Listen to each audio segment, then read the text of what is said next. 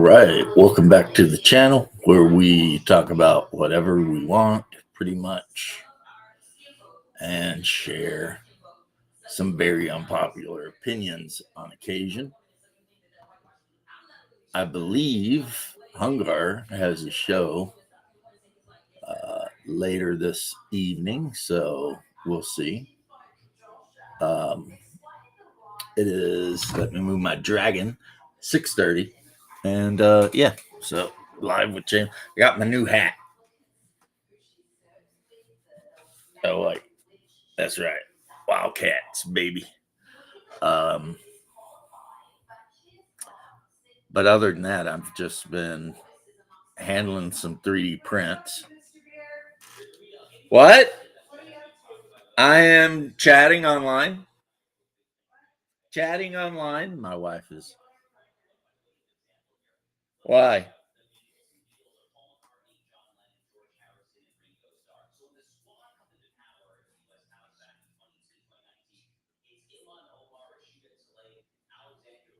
You're just doing that on purpose. Oh, okay. Go ahead. I appreciate it. Sorry. Sorry. Like for real. Hey, Daniel Barry. How's it going? It's going pretty well. I was just speaking with my wife. She's over there whispering, being a temptress as always. Sometimes I gotta be like, damn, woman. No, not really. So here is one of the Byakuya I 3D printed. If you're a Lovecraft fan, you know what that is. Uh, they mostly appear in the Dreamlands, but apparently in the one short story, The Festival, um, the main protagonist was supposed to ride one of these things. And rather than ride it, he leapt into an underground river and fled because, he was terrified by the thing. So if you ask me, it makes sense. But, yeah. And I also printed up some Shantax. And again, Shantak birds, that's typically a Dreamlands thing. But I can use those as wyverns for D&D really easy. You know what I mean? It's basically just a dragon-like creature with two wings and two legs. So, Mr. Sports Highlight, you can see I've got my blueberry hat on, University of Kentucky, which I didn't go to, but my mom did. So I guess that counts. Plus, it's the closest university to where I was raised, not counting, I guess, West Virginia, or whatever. But so, as always, go Wildcats. I need to do some highlights, but some of you will recognize this little guy. I got to highlight him and I got to do his front robes. Oracle. I have never read Lovecraft. I just got the complete collection of Conan and Lovecraft, working my way through Conan. Oh, yeah, Conan. Well, I mean, Adam, I'm sure you probably know just from hanging around nerds like me and a couple of other guys like me online, like Diversity and Dragons and whatever. H.P. Lovecraft and R.E. Howard were like tremendously fond of each other, and they were pen pals, and they wrote to each other all the time. They shared each other's creations in their stories. So, like, and the other one that was part of that little group was Clark Ashton Smith. Clark Ashton Smith, yes. I think Clark Ashton Smith might have invented the Sagwa, which he's huge in the Conan books, but he started, it's crazy, like because, and if I'm repeating stuff you already know, forgive me, the Hyborian age is Earth, So if you look at the complete timeline of Earth that H.P. Lovecraft wrote, like in the beginning, the Earth solidifies, and then the fire vampires or whatever are here, and then the next alien race invades, on and so forth, till you get to like the Great Race, and they create Shoggoths. And Shoggoths, oh, that's new. Shoggoths basically inadvertently create life. What's up? And How then much you don't know? it goes on, and so the Hyborian Age is supposed to be about 10 to 15,000 years ago in Europe. So it's before written history. But I mean, hey, Raven. Oh, what I was saying that's new is when you joined in there, instead of somebody having to send me a message, a little thing dropped down from the top and said Bear's in the waiting room and would like to Oh, join. that's good. Oh, cool. And then I click that button. Cool. I'll look forward to that one. But I mean, Adam asked me, or we got Adam Orkle over here talking about he's reading all the Conan and Lovecraft stuff. And so far he's on Conan and loving it. And I'm like, I was just explaining how it's all the same world. And Darby wrote in there, and the guy who, he was writing in 1800 something. He Dunsany? came up with Hastur. Yeah, Lord Dunsany. Yeah, one of them came up with Hastur, but then he become shared around. The King in Yellow was a play or something? It was a play, and if you watched or read the whole play, it would drive you insane. Yeah, it's Robert Chambers did that, The King in Yellow. Yeah, like in 1800 something. But Lord Dunsany's tied into all this as well somehow. Well, Lord Dunsany wrote like the something of Elfland and all that kind of stuff, and yeah, he's big into it too. He was a huge the Gods of Pegana.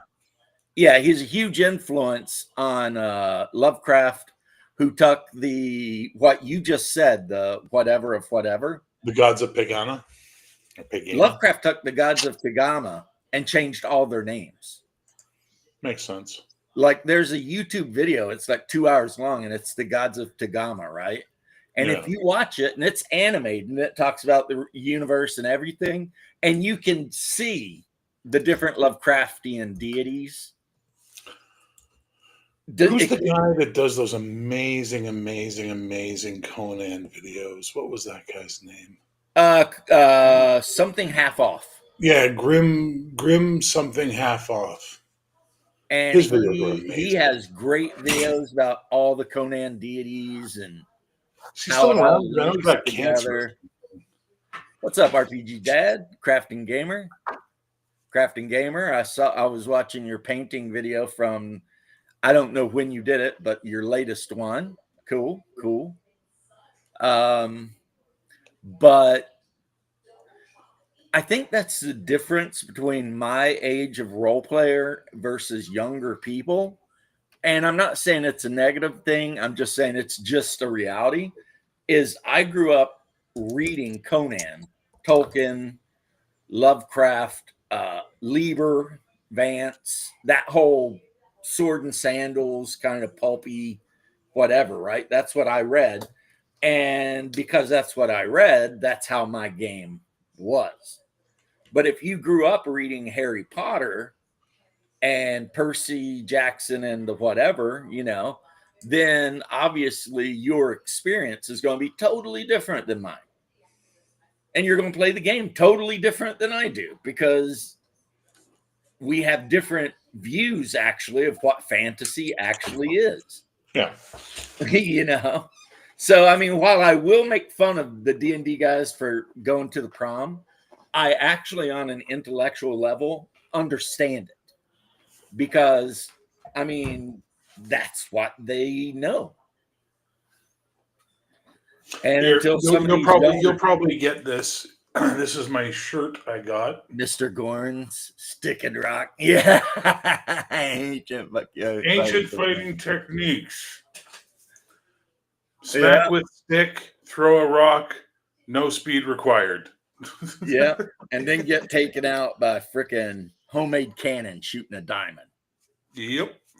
which probably wouldn't have worked in all honesty. I think the bamboo tube would have probably just blew up in his hand. It was But sad, hey, it was fun. whatever. It was a good idea, though. Kirk basically invented a firearm on the spot. So, showing that Kirk is more than just charisma and a two-handed double punch. He can. Well, never forget, Finnegan at the Academy referred to him as a stack of books with legs. Yeah, I mean, Kirk can invent shit on the spot. He is super smart. And the greatest, or one of, I don't know, between him and Picard, one of the greatest starship tacticians of all time. I'd say Kirk's a better tactician. Picard's a better captain. Yeah. Well, yeah, because Kirk was always good at pulling some weird shit out of his ass. Yeah. Just like on the spot. It's like it looks like everyone's getting ready to die, and Kirk does some crazy maneuver and saves the world. It was alien bamboo. That is actually a good. That's a good argument that I cannot argue against, Crafting Gamer. That just looked like bamboo. It might have been laced with freaking carbon nanofibers and harder than any steel we ever had on Earth. So, yeah. But, yeah, Captain Conway, you're totally right. It's just fantasy has changed because it went from books written by 30-year-old men or older for 30-year-old men or older. And now it's all like, what do they even call like Harry Potter? It's like young fantasy or something like that.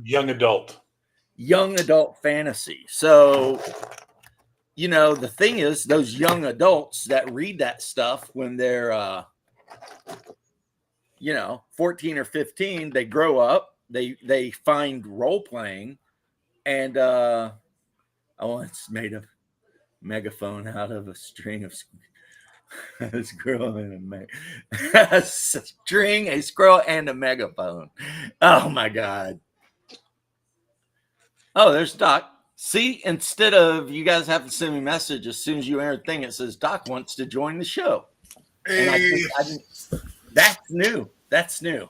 So I'm glad that they're working on it. How you doing, Doc? We're just talking about Kirk being not only, able to throw that punch, but being a brilliant mind. Oh, the double axe handle. What a useless fucking maneuver. Yeah, that's some shit. That not if you want to break your pinkies. For like some I'm not going to break my WWE pinkies wrestling. if I'm hitting you with the fucking heel, which is the idea of the double axe. I think didn't he always interlace his fingers though when he did it? Which means he probably would have broke some fingers. Yes. To be perfectly honest, he probably would have broke some fingers. And You know who was a wrestler and I didn't know it? In the episode Journey to Babel, he runs up a wall, kicks off, and launches himself ass first at the Orion disguised as an Andorian. And we've ever since me and my friends refer to that as the Captain Kirk flying butt kick. That guy who, I guess he does country music now, but he used to do rap music from Canada, Tom McDonald. Before he became a rapper, he was a WWE wrestler in Canada. Don't know him. He's an internet rapper. He's super famous. I mean, down here at least. He lives in America now, but but I saw an interview with him being interviewed, and yeah, he was a WD wrestler, WWE, trained in Canada.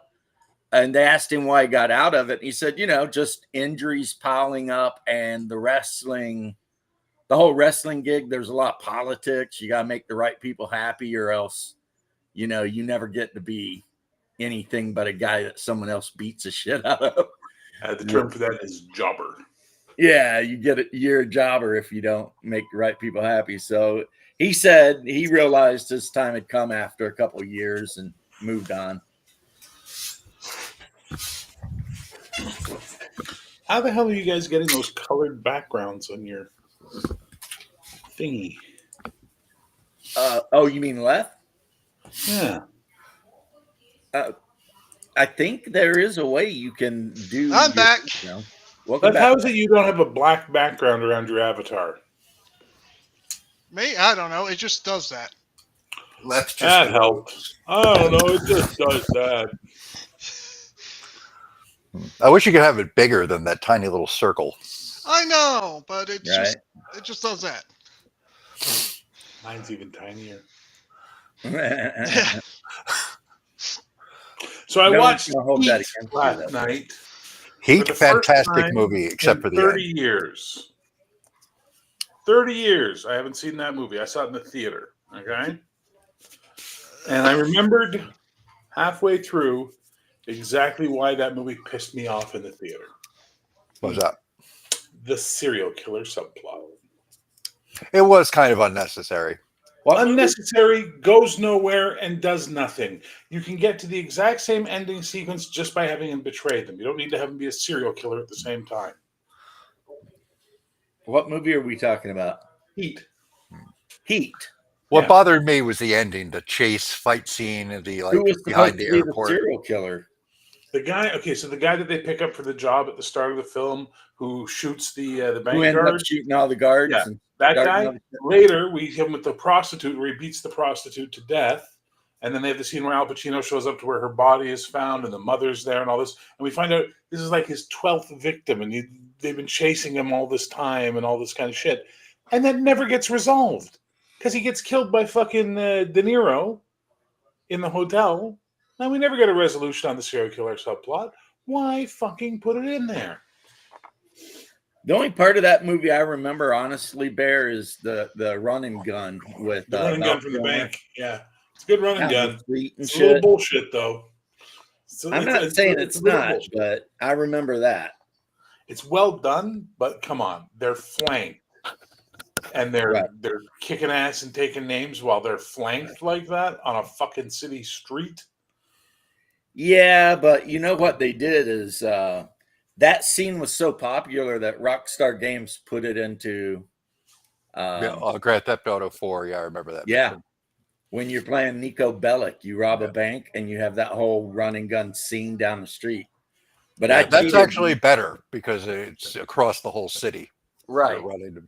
Well, I cheated and ran into the subway and then found a subway access door for like where the people who work on the subway would come down, and ran through it and got the cops off my tail that way. So not cheated. I just ran into the subway and hid. Yeah, technically, you're cheating by robbing the bank. But after that point, the game gets super easy because you have so much money and, you know, guns and whatever. That's like, you can do whatever you want. That scene had the best sound for guns of any movie Yeah. I've ever seen. That's Yeah, the only you time with it the- sounded like actual gunfire to me, like outdoor gunfire. I mean, you're hanging out with an alcoholic Irishman and a coke addict Irishman, and you're robbing a bank. It's like, what could go wrong? You know, I mean, the two brothers, because the one was constantly drinking and the other one was, you know. Oh, Hit did you guys no ever candy. see Killing Zoe? Oh yeah, good movie. I like that. movie a That's lot. my favorite bank robbery movie. If you want to rob a bank, watch that movie, take careful note, and do absolutely nothing that they do. I don't want to rob any banks. But Nor do I. That would be illegal and morally reprehensible. exactly. So What is it they said? They said you want to get some money, rob a bank. You want to get rich, run a bank. run a bank. Yeah. I was about to say, I never robbed a bank, but the bank definitely robbed me. Yeah. It's like, hey, you can put your money in this bank and we will invest it however we want, make tons of money off of it, which we will not share with you.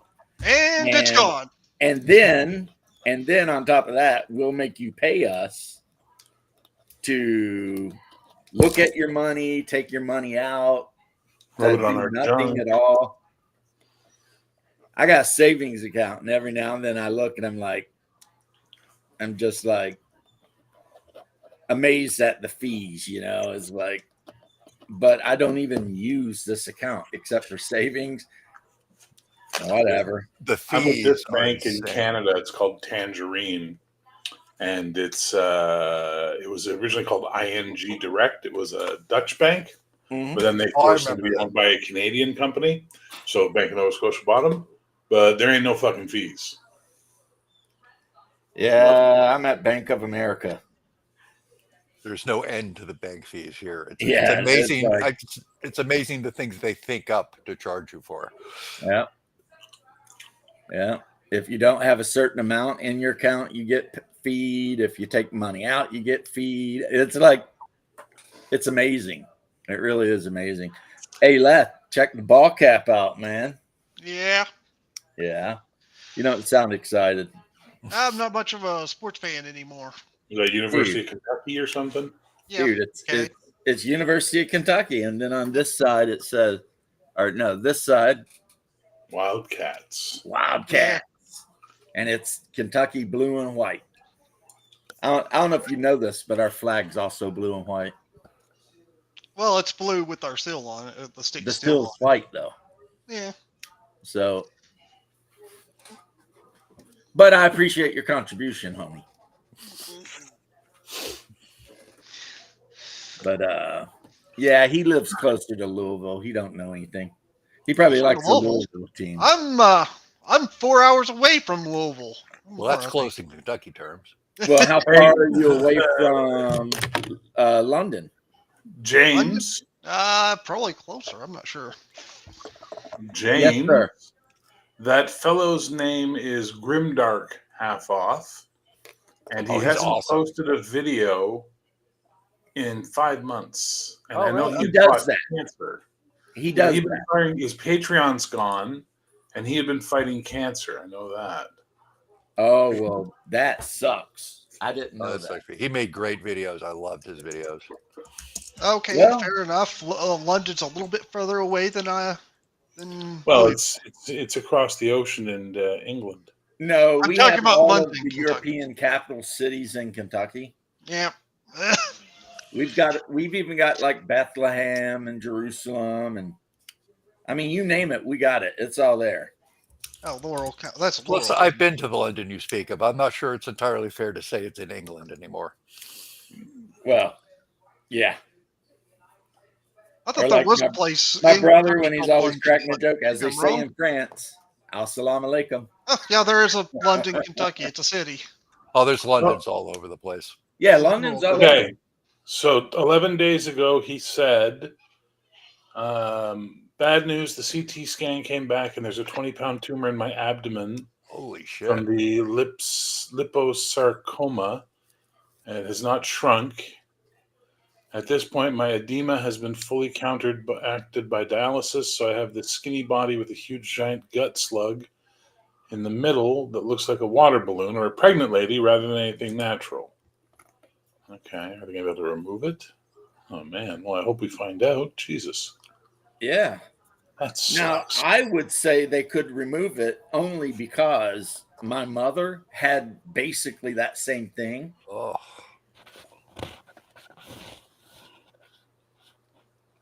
To like have blood vessels and shit. But the thing they pulled out of her abdomen was as big as a basketball. Jesus. It was like 30 pounds. So, but the University of Kentucky surgical team killed it. You know what I mean? And now she's cancer free. So hopefully he lives near a good hospital Hopefully. where they can go in there. Yeah, that's why I was telling you, Bear, about the guy who did the surgery, which took like 20 hours, was a Sikh guy. Standing on his feet for 20 hours, carefully carving around every artery and vein. And they pulled this thing out, and it was like bigger than a baby, like 30 pounds. But Jesus then Christ. she did chemo, and they kept making her come back and checking her blood and everything. And now they're saying it's gone. So awesome. She's got another 10, 20 years to live, and that's good. But I hope this guy does too, because his videos really are a gift to the internet. If you want to know anything about the Hyborian Age and Conan, you can just go to his channel, start and just put watch all, because he goes into detail about the gods and culture, Magic and this Oh, and that magic, and the monsters. everything. It's He amazing. goes wonderfully this into the dude weeds really with the stuff too. knows I mean, like Conan. really. Like, I think I know Conan. I could almost be an expert on Conan, but this guy blows me away. Because, I mean, yeah, I can recognize and respect when you've ran into a master of a subject. And he truly is. Yeah, he also gives great advice on on adapting the stuff too. Yeah. Like, Bear was already running like a fantasy role-playing game using Call of Cthulhu. Yep. You could run a Conan game using Call of Cthulhu, and I did. That's what he did. It missed would that be campaign. legitimately correct. Because Conan is in the I same ran that. I world. ran like 4 or 5 sessions. Doc played in it. Yeah, that's I love that campaign. I was so sad when that died. Yeah, it just wasn't clicking, man. Hey, Cody, ready for later? Oh yeah, you guys, are you playing Dragonbane later or what? No, we got the 4-Color Cafe tonight. We're introducing the DM Blackwell Games, Horde Quest, whatever it's called. Horde I've Wars. heard good things about that. Yeah, Horde Quest. Horde Wars. saw something about it. Yeah, Black Lodge did a thing on it A really die recently. a 12 system, but It's a supposed D12. to 12 be- system, yeah. It's my favorite type of system in that it's one die, a target number, and you add some modifiers and roll the die and try and beat the fucking target number. That is my absolute favorite task resolution system, hands down, because a fucking monkey can learn it. You know? Well, from what I've heard from a couple of reviewers that I've watched, and Doc mentioned Black Lodge. I watched their review. People are loving it. Apparently, Black Lodge Games, the Ginger one, he's in a campaign of that, and he is loving it. I know how that But feels. he does Hungar. say it's deadly as hell, though. Yeah, but I think it's a good game. I'm gonna learn. I have the quick start, the basic or whatever it is. Right. And we'll see about that. But then there's Horde Wars Advanced, which is like the full game. But it looks like it's only available in PDF, and I'm like, Well, you need the books. Black Lodge game had a soft cover and a hardcover. Yeah, there are printed versions out there. You might have gotten they them exist. early. Oh, here it is, $70 American. Oof. So that's $100 Dragon Canadian. Slayer. Plus, I guarantee you $40 fucking shipping. Dragon Slayer was $80. Mm-hmm. I mean, I don't get why people are charging this much for these books. I mean, they cost a bit of money to make, but those are huge markups. Well, look That's at Traveler 2300. The initial box set was $100. Well, what was in that? How many books were in that? 3, but they're just little soft cover, So it's blue not back, standard. It came in a box with a couple of books in it. You know what I mean? Hey, Vic.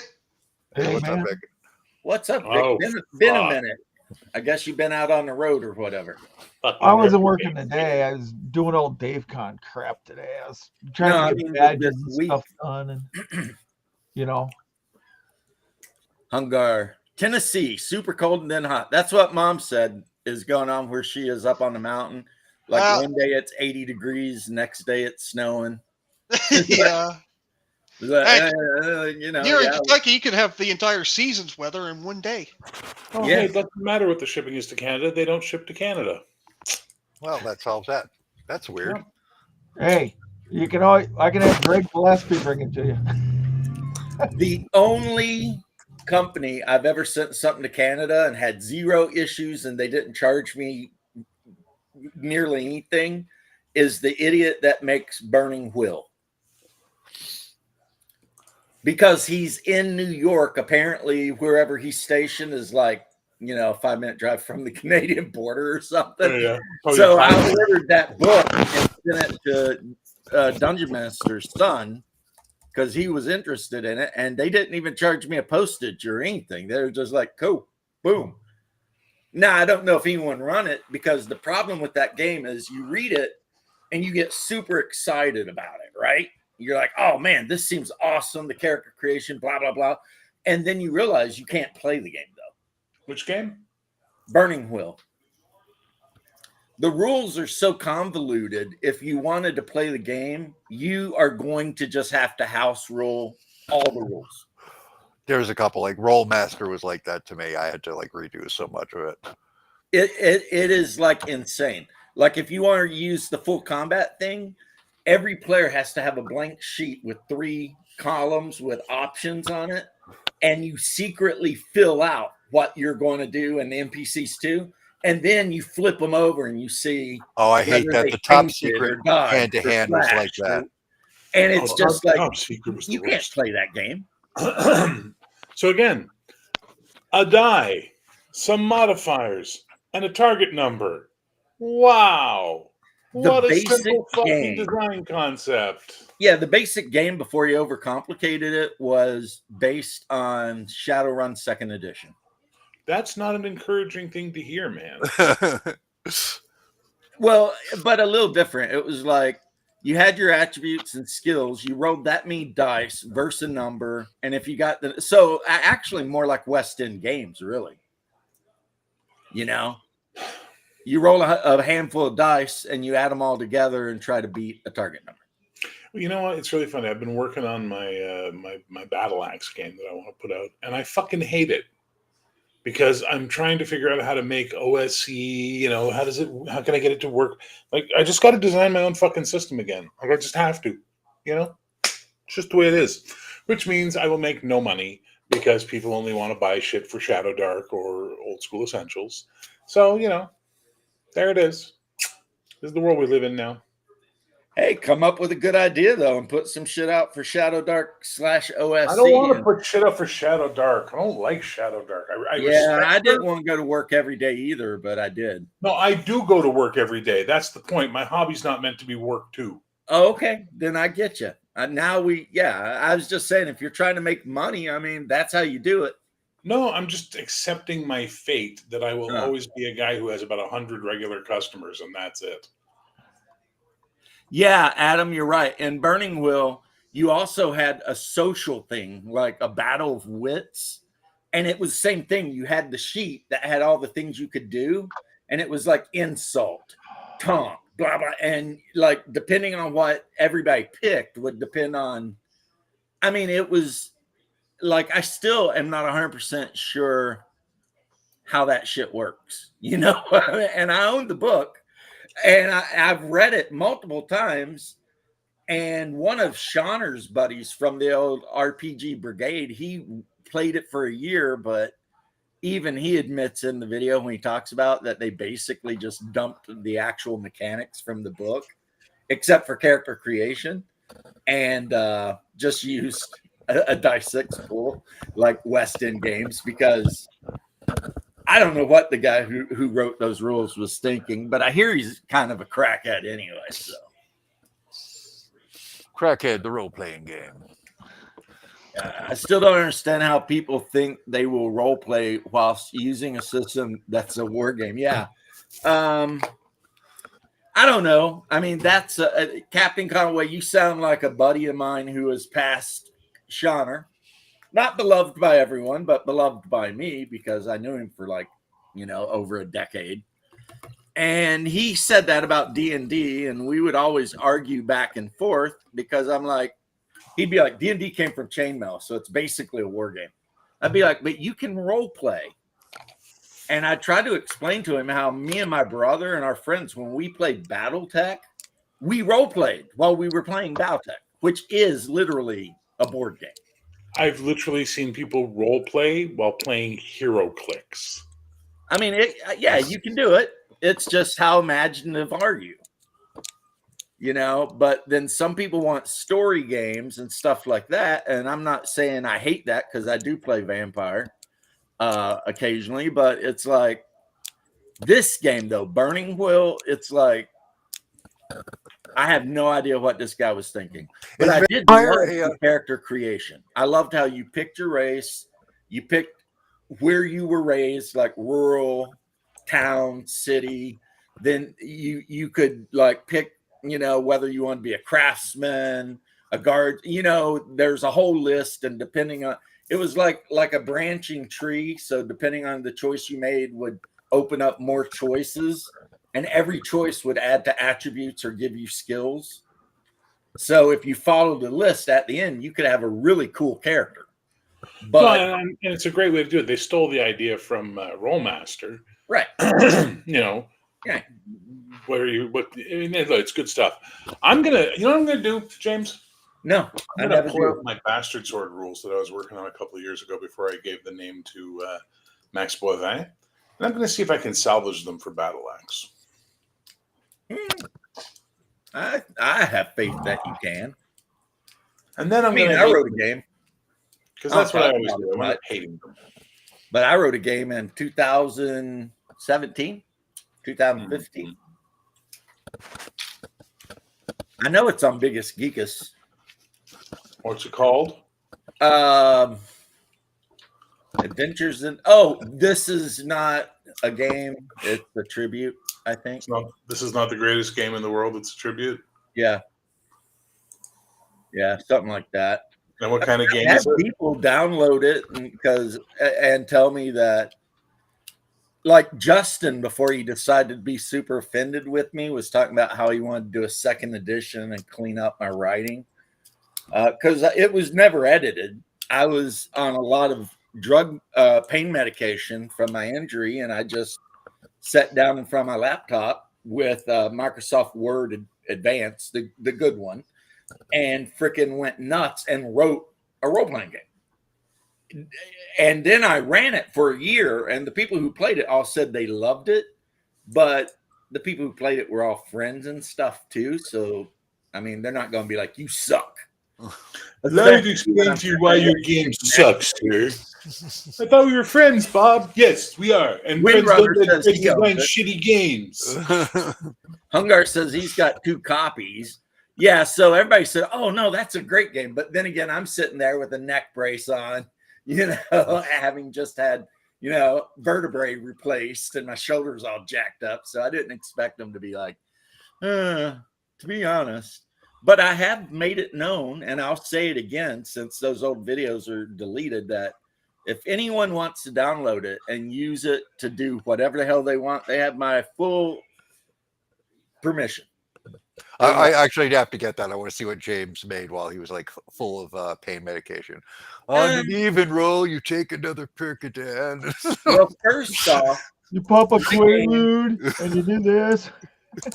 My game, rather than like 5e kind of, I won't say they ripped me off, but in my game, you pick your race and background, and your background is how you get your bonuses to attributes. So if your background's construction worker, you get bonuses to strength and stamina, and you get skills, right? Yeah, and then after you pick your background, you pick your class, which gives you more attribute bonuses and skills. This is Bastard Sword. Okay, and then you play the game. The game uses 1 die 20 for everything. So if you want to attack a monster, the monster rolls a die 20, you roll a die 20, adding modifiers, and however much you beat the monster's roll by is how much damage you do. And armor absorbs damage. But if you're trying to act against a terrain, let's say, then it's just the DM picks a target number, and I've got the target numbers down from like very easy to very hard. So if you're trying to climb a tree and it's kind of hard because the tree's not an easy tree to climb, the target number might be, 12 on a die 20, and you get to add your dex bonus in climbing if you have it.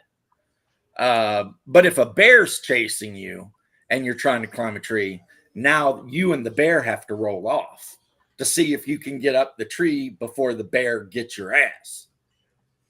And that's the whole game, really. Plus, there was no Vancian magic. Mages got mana points, and they could burn them however they wanted, and they regenerated like 1 per hour of rest. So, and that's basically it. Hey, what's up, Ultra American? How you doing? Oh, Jesus. Yeah, but like I said, when I ran that game for a year, it was my daughter, her boyfriend, my mom, my wife, couple other people, my nephew. And I mean, it was literally all like very close related or whatever people, Yeah. except for, the boyfriend of my daughter and my wife. They're not related, thankfully. So, but my daughter has told me point blank that she will never play another role playing game again unless it's that one and I'm running it. Has she played At other which point games? she would play. She's played other games.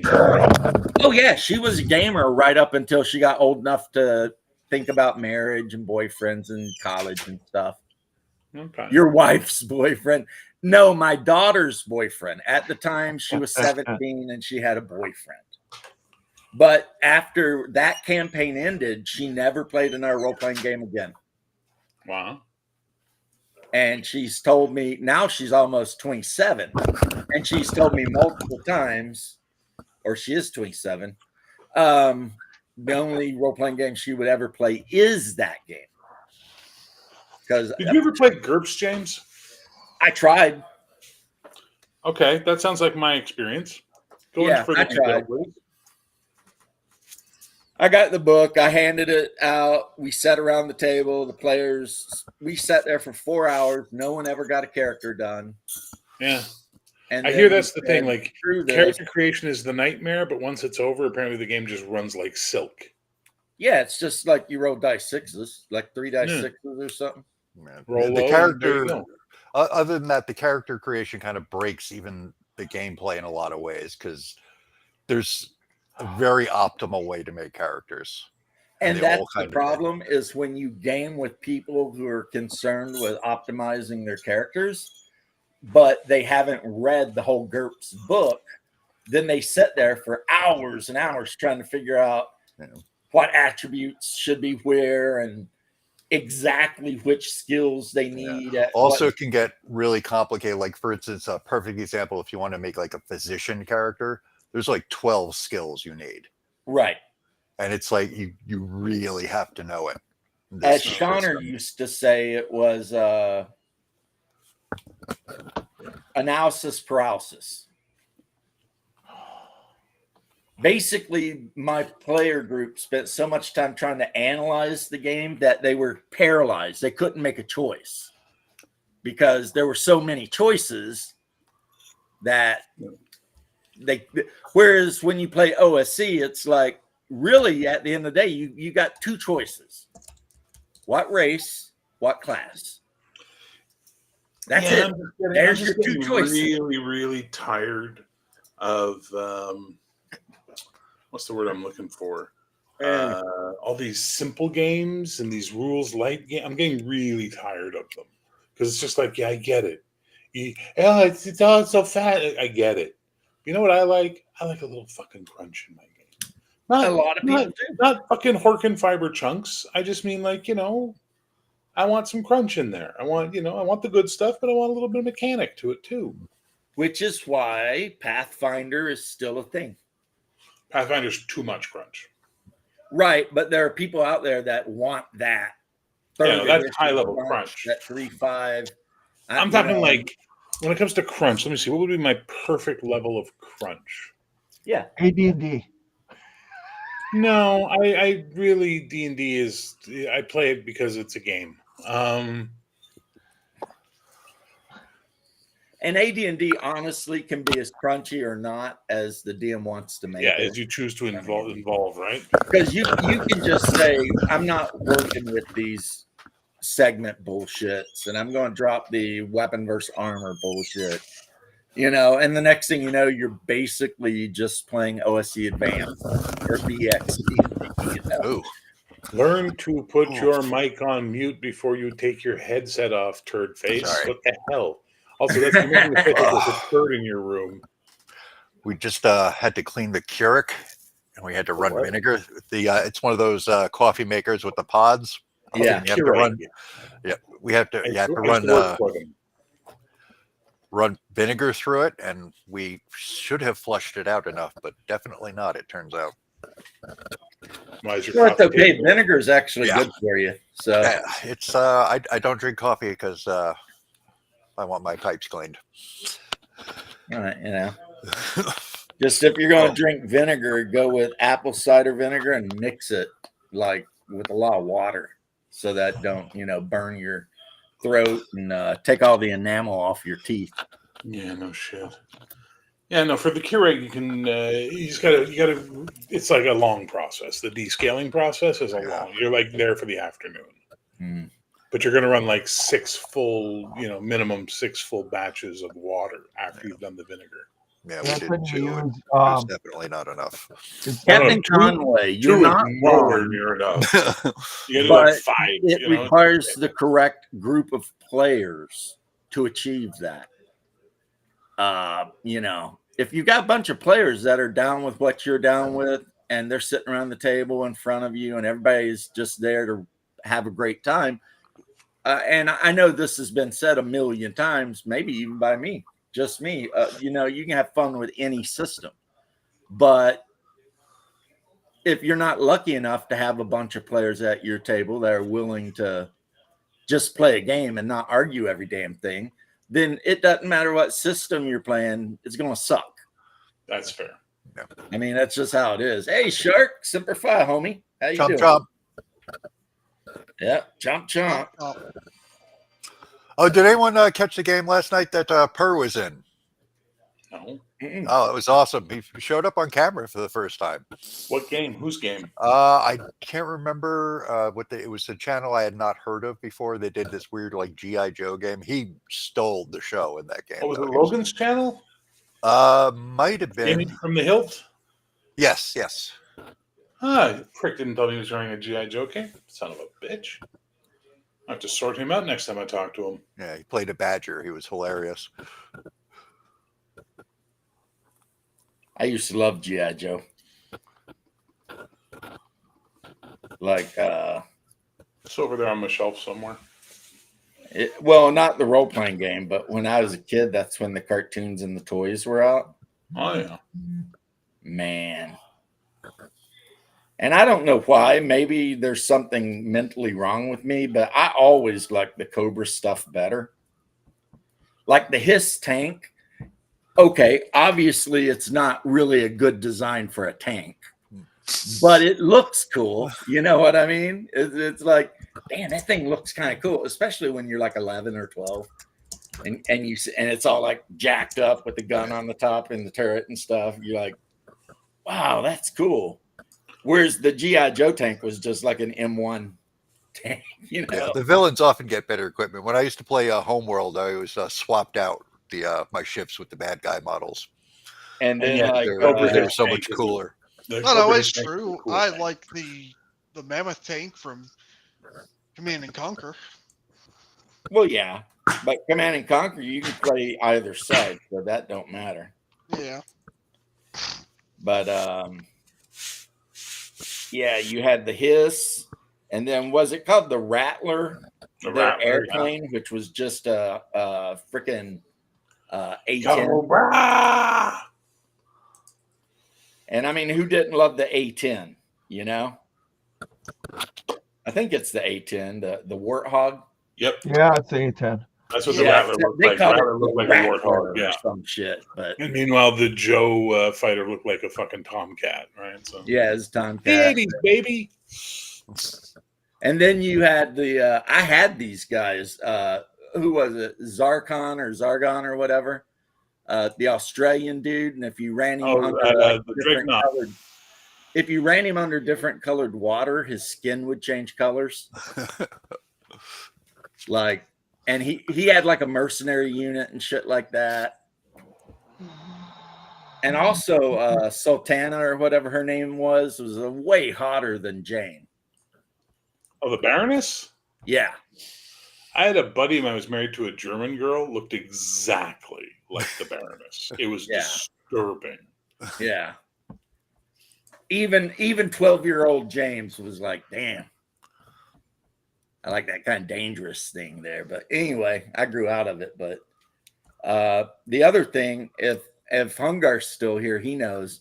Our parents also picked up. This is when we moved to Florida and had money, like not a lot of money, but I mean we had money as opposed to having zero money. So we also got some GI Joe toys, and they were pretty awesome too. You know, you GI Joe and Thundercat running around, and we would fight little wars between the GI Joes and the men. I mean, before I got my first role-playing game box, we were technically role-playing with our toys. Mask? I remember Mask, but I never got any of their toys. But they all had the cars and the masks and stuff. Yeah. I never got any of their toys. We got G.I. Joes and He-Mans. And then some Star Wars later, but not a whole lot of Star Wars. I couldn't get into He-Man because it just felt super gay. Yeah. I didn't care. No, it just was weird. It was just like, what's that fucking haircut? Like, No, it's funny. The whole He-Man thing came out of a screw up with the Conan movie. Yeah. It was originally supposed to be the toy line for the Conan movie. Then they saw it. They're like, we don't want any part of this. This is like way too grown up. So they painted his hair, and made up a new, and Skeletor, because in the original script it was he was going to be a skeleton. Yeah. James Earl Jones character. Yep. Because Thoth the Mon was undead. Or whoever James Earl Jones. Tulsa Doom, although he He was played actually Tulsa Doom. Tulsa a Doom was a Kull Kull villain. guy. Yeah, Tulsa Doom was from Kull, not from Conan. Yeah, but I probably just like the name better. I know Conan had an enemy who was from the Empire of Acheron, which I guess had existed 5,000 years. Yeah, that's Before the Hyperborean age. Amenhotep. No, what that was his name? I can't remember the name. It was the guy The they brought wizard. back from the dead in the full length novel. Yeah. He's the wizard. Can't remember his name. But yeah. And please, James, for the love of God, Acheron. Acheron. Not Acheron. I don't know why that drives me up the wall, but when there's an H after the C, it's in with the Greek pronunciations, it's a sh sound. Whereas if there's no H, it's a k sound. It's like when you hear people saying Cerebus, Greek would be Carabus, right? You know what I mean? And it's like I will do it if it makes you happy, just because I don't care either. we get the break point of chimera. In Chimera screws it Russian all up. or Hebrew, if there's a C and an H, it's a k sound. It's a Yeah. Hanukkah. So it's Acheron, not Acheron. But hey, I Okay, don't give a listen, shit. I'm Either sitting way, I watching- mean, I've probably been mispronouncing Drow my whole life. Hey, Janet. Janet, what's I'm up? sitting there watching fucking the Rock, the Scorpion King movie, and they're talking about all the people they have. The guys, we got this guy, these guys, the Athenians, this, and the Acadians. And I'm like, what? You came all the way to Canada and got a bunch of Frenchmen from Nova Scotia? you mean the Acadians? Because there's 2 fucking K's in that fucking word. Jesus, Hey, you I hate when hosers. people can't do that. Yeah, that would be rough, you know. It's like you got all these Greeks and whatever, and then you just got a bunch of like Hello, how are you? We've come to kill the bad guys. yeah, a bunch of lumberjacks standing there in flannel jackets and shit. Beaver What are trappers. these strange men eating? They call it poutine. Yeah. It's revolting. He's like, we have heard the Scorpion King has spoken harshly of our poutine. The poutine is a very powerful thing for us, but that does not matter. We are here to kill and perhaps take some fur. Yeah. We're gonna do it. Oh, that was my favorite of all. Well, they're going to time, get some fur. That was my favorite sketch from Kids in the Hall of all time. was No, Fur let him Trappers. go. He would be Oh, strong. look, Bear's got a Thundercat. Are you a Thundercat or are you just an annoying cat? Annoying cat. I think it's a spoiled cat. It's a what Yeah. cat? Spoiled cat. It's a spoiled cat Yes. because I pet him. I think that cat gets brushes and everything else. He's probably got he more does not toys get than you. brushes. Nope. This is literally the extent of what he gets. when he comes and asks for it, he gets purrs, he gets pets. But when he starts biting, he doesn't get shit. Well, you know the rule. You pet them 3 times. After that, they bite as per protocol. He bites on the first go sometimes. Depends on his mood. Yeah, there was that guy that did the whole cat thing where the cat, it was from the point of view of the cat, and he was always referring to his owner as the warden because, you know, he couldn't go out. And he's like, I think a belly rub would do me some good. I'm feeling a little depressed. I'll let him rub my belly 3 times. After that, I will bite him as per protocol. Did you ever watch Henri Le Chat Noir? This guy had this amazing YouTube channel where it was his black cat, and he did really bad French with subtitles in English, obviously, narrating the cat's ennui and dark existence and how miserable this cat was being held down by these humans. And then there was always the fool. And there was the other cat in the house who was like this white cat who was like super friendly and always rolling around looking, trying to get stuff. He's like, oh no, lui était là. He's there, the fool, every time I turn. Why is it I cannot go outside?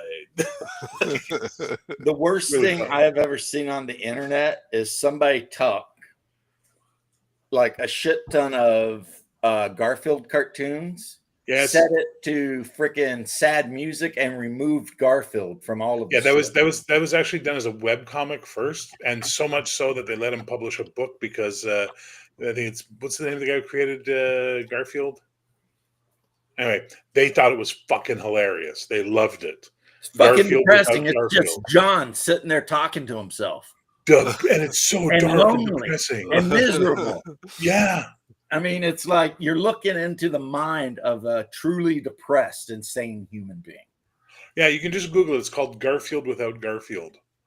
Yeah, it is. And the music is sad, and it just like, oh my god! Somebody did a bunch of videos. It was from Friends. It was Ross without the laugh track. Oh, and he just realized what a psycho this character is. I saw the one where he was gone off about his turkey sandwich. Yeah, yes. And without the laugh track, you're like, this guy's really not well. Like this is turning into some like Patrick Bateman shit over here. You know, he's gonna start, you know. Yeah. I had a girlfriend that loved Friends, which meant I watched it occasionally. But as soon as we split up, I never watched it again. So so that shows her, bitch. He's like, I'll pretend to like your show. I didn't really. It's right, Garfield minus Garfield. My apologies. Yeah, it's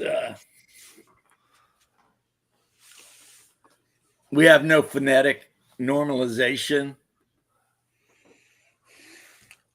Arkansas and Kansas. We just do what we want, Captain Conway. Also, Captain Conway, the word Arkansas is French. And as the one guy I saw doing a video explaining the origin of all 50 states when he got to Arkansas said, this name was created by the French. You would think that it would be Arkansas, but it was said in French, therefore, meaning they got tired and bored before they finished the word. Therefore, Arkansas. It's Arkansas, you idiot. We produce Illinois wrong. It's French. It should be Illinois. Illinois. Yeah. Like how Patrick Roy, as some people would call him, it was Patrick Waugh. So when I was working in radio when they had the Olympics that's for a hockey reference. And Patrick Waugh was playing. Patrick Waugh was playing, and what they had was we got this thing. Everybody got it in media. Was a pronunciation guide for foreign names, right? So it was like going to be like Kachaski. You're like, oh, okay, that's good to know. And then we got to Team Canada, and we got to Patrick Roy, and they put W.A. Patrick Waugh. And we were like, you know what? It kind of fucking works. Patrick Waugh. Let's just go with that. That was the year they had the Japanese female curling team. Oh my fuck, what a noise that is. I don't know if it's on YouTube, but if you can find the Japanese female curling team, it's insanity. It's madness. Screech. Well, okay, so hurry, hurry, hurry hard, hurry, hurry, hurry hard, hurry, hurry. Now you got a bunch of Japanese girls going yip, yip, yip, yip. Like it's the fucking creepiest noise you'll ever hear, man. It's hilarious.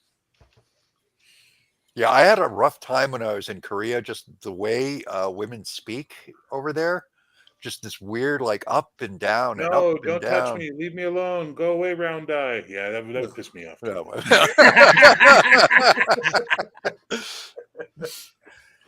Oh my God. In a real language. Oh goodness. Oh goodness. I don't even worry about it. Could be worse. We could be speaking Celtic or As I've Icelandic. said many times, the English language was created by Norman invaders trying to pick up Anglo-Saxon women. The resulting language is as legitimate as the resulting children. Yeah, right. It's like Arkansas. Mark knows what I'm talking about. Yep, yep. But I saw the funniest video. Speaking of Japanese women, there was this Japanese woman doing a video where she was looking at white people's Japanese tattoos. Yeah, I saw that one. Them. Yeah. And man, boy, if I was one of those people, I'd be pissed. Yeah. There's like one that literally had poop tattooed on him. That's what the kanji meant, poop. Oh boy. And then she goes, would you do this in English in America? Would you get? And then she cuts to all the poop tattoos people had of like the poop emoji. She's like, okay, apparently you do. Well, yes. Okay. I mean, maybe that's just something you guys do. It's all good. But it was pretty hilarious, yeah, because she's like, well, this kanji means this and this kanji means that. But if you combine them, it means like something totally different and embarrassing. And, so. I wonder if these people get those Chinese character tattoos. I wonder how many of these things are just like menu items. Oh yeah, this means you're a big badass. Yeah, there was a time in like the 80s and 90s where Asians kind of thought it was funny that white people would get Asian words tattooed on their body, and they thought it was really stupid. And then suddenly in the 2000s, Asians started getting English words tattooed on their bodies. And it was just like, fuck, you were so much better than us for a short period of time there. Oh, no. Everybody's like crabs in a bucket, Bear. Yep. Crabs in a bucket. Two tears in a bucket. Bucket. You remember, okay, so yesterday I took my wife out to dinner because I really wanted a Cobb salad from a specific place, right? And our waitress, who looked like she might be part of the New Hampshire Methanese or Methersons. Yeah. So I would call her Metherson. She had Sanskrit tattooed from her shoulder down to her wrist. Now, don't ask me how I recognized it with Sanskrit and everything like that. I have a complicated life. But she's put my salad down, and I'm like, why do you have Sanskrit tattooed on you? And she's like, oh, you know what that is? And I'm like, yes. And she's like, it means be present in the place. And I'm like, okay, that's cool. Be present in your time, whatever. But apparently she had been studying like ancient languages before she dropped out, and she got Sanskrit on her, and Indian people are always giving her a hard time because it's ancient Sanskrit. It's not modern Sanskrit. So even Indian people are looking at that like, the hell is that? Research before you get a tat, for sure. It would be like if you were, an American and you wanted to get an English thing. Okay, if American and you go out and you get a line from Beowulf tattooed on you, but you get it tattooed on you in Old English, where everything's so different. People will be like, I don't even recognize that weird P letter. What is that? In the 90s, I was working at a bar that a lot of veterans, so specifically World War II veterans, would drink at. And this guy's sitting there one night, and I walk over. I'm like, "Hey, man, you got to cover up the swastika." So I don't have a swastika on me. I'm like, "Yeah, you do. It's right there, and you got to cover it." And I'm warning you now because we got a lot of vets in this bar, and they might get the idea of kicking your fucking head in would be a really good idea. It's not a swastika. All right, asshole. It's a Gamedian cross, which is a 3-armed swastika used by the South African neo-Nazi party. Cover it the fuck up or get the fuck out. And his face dropped. He's like, "Oh, yeah, no, man. Okay, I'll go." Because he's like, no one would ever know what the symbol was. I'm like, "I know this fucking symbol. What's wrong with you?" Yeah, that you're right. It was the South Africans come up with that for some reason. Well, it's this. It's the walking man wheel, right? The walking man wheel of the Isle of Man. The 3 legs. Yeah. Huh. It's 777. That's what it is. It's the number 7 3 times. But the thing is that the South African neo-Nazis, it's also called, I think it's the Gamedian cross or something like that. They co-opted it for the South African neo-Nazi movement because they weren't allowed to have 4-armed swastikas. Well, they did the same thing with the sun wheel too. Yeah. So I look forward to a time when we can stop letting the angry mustache model's choices affect us continuing moving forward. Me too. Because India don't give a fuck. They still put swastikas everywhere. And then you hear that bullshit first-year liberal arts argument, which is, well, yes, but Hitler reversed it because it means life in Sanskrit, but when you reverse it, it means death. No, you fucking moron. Go to India and look around. They're both directions all over the place. Yeah, it's a good luck charm. It's a good luck charm. Doesn't matter what direction it's in. Stop From your nonsense. India to Tibet, they do it. It's their thing. China, I think, does it. You know, the Nepalese had it. Several Indian tribes in North America used it. The Slavs used it, but they added more arms. So instead of 4, it would have like 8 or 12, and they called it a sun wheel. But well, yeah, that's the black sun, right? But then it became the black sun when it was co-opted.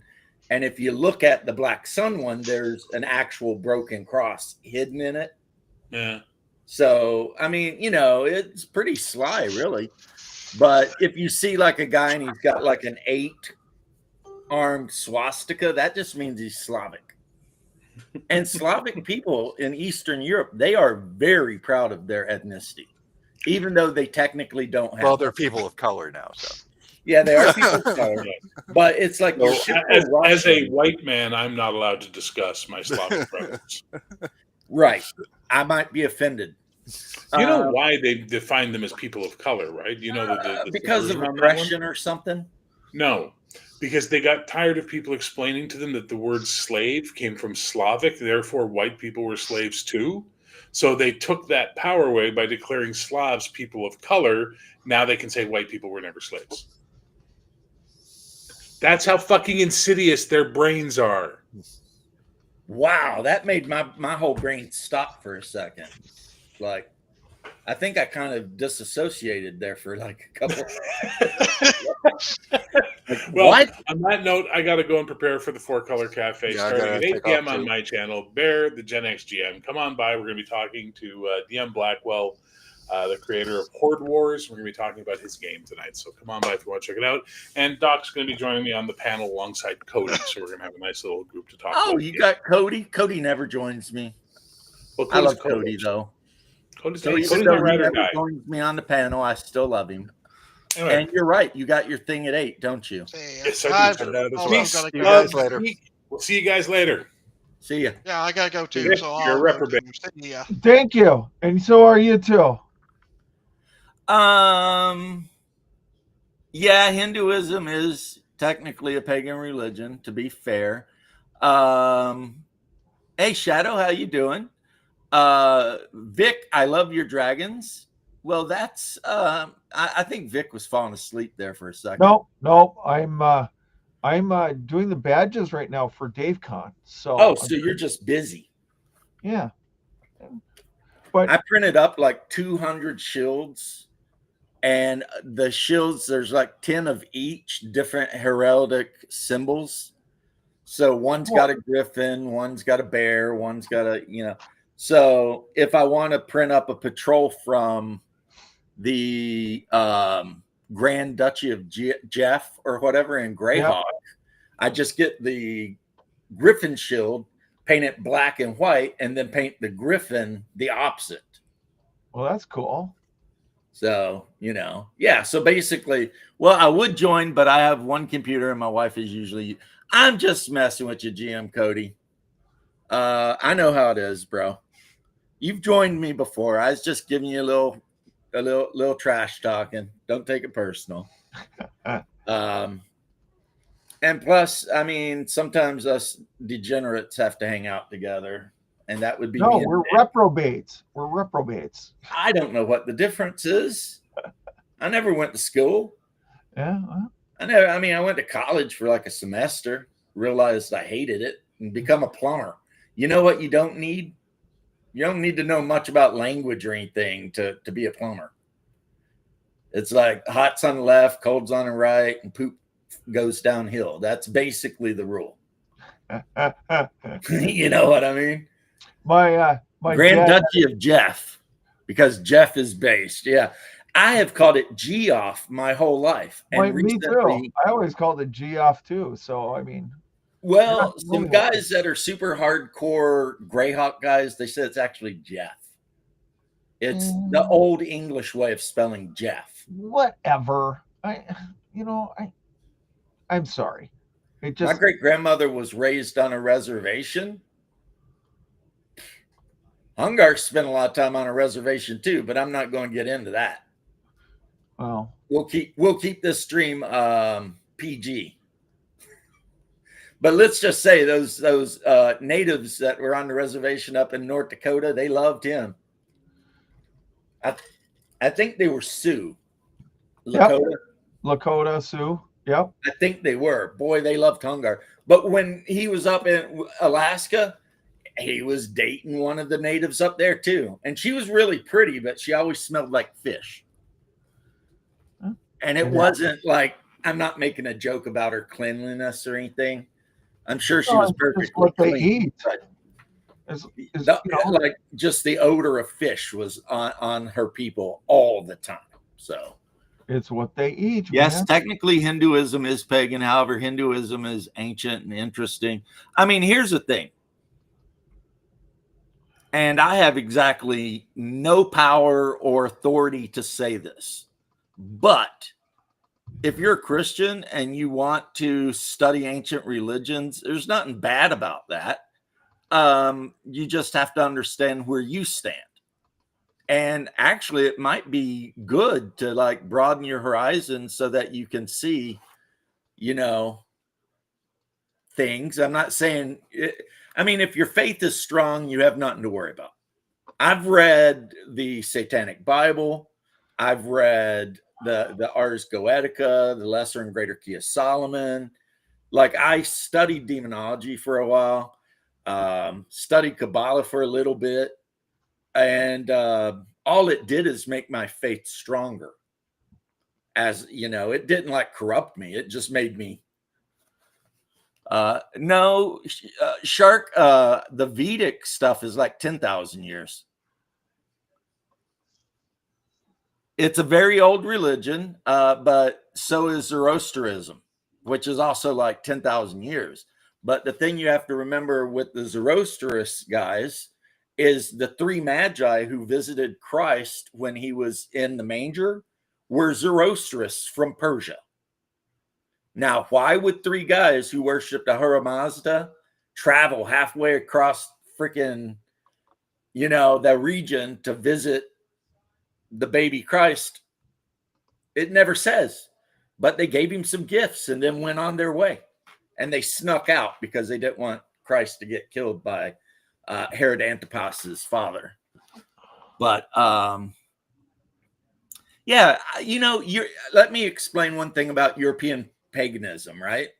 When you look at Norse and Celtic gods, they're not actually gods in the way you think they are. They're great heroes of an ancient time, Bronze Age or before, and over time their stories grew. I mean, for all we know, in 1,000 years, Babe Ruth will be worshipped as the god of, I don't know, hitting home runs or some shit. Because sometimes heroes become gods. And so Odin and Thor and all those guys were probably just ancient Scandinavians that did great shit and built a kingdom, and their legend lives on. And we know that's pretty true with the Irish. So, Chickasaw, you're an Indian outlaw, huh? Half Cherokee and Choctaw. Remember that song? I'm an Indian outlaw. Yeah, anyway, whatever. I thought I was Cherokee forever because everyone in Kentucky thinks they're Cherokee. But then you get a DNA test and realize you're not. I was even talking to my bro the other day whose mom grew up in West Virginia. And he's like, you know, I'm part Cherokee, right? And I'm like, until you show me a DNA test, no, I don't believe you. Because everyone from Appalachia thinks they're part some Indian. And usually it's Cherokee. And if they're dark skinned, it's probably actually African. But they claim Indian, you know, they'll be like, my skin's dark because, you know, I've got Cherokee blood. And it's like, or maybe back in slavery days, some young lady in your family had a dalliance. And yeah, maybe that's where that skin comes from, you know. I mean, so yeah, Kentucky Cherokee. We're going to the store. Okay, my love. I'm taking him. He loves it. So, all right, you can come if it really bothers you that much, or stay. The boss has spoken. Who's the boss? Oh, yeah, you can come or stay. Yeah, I mean, true.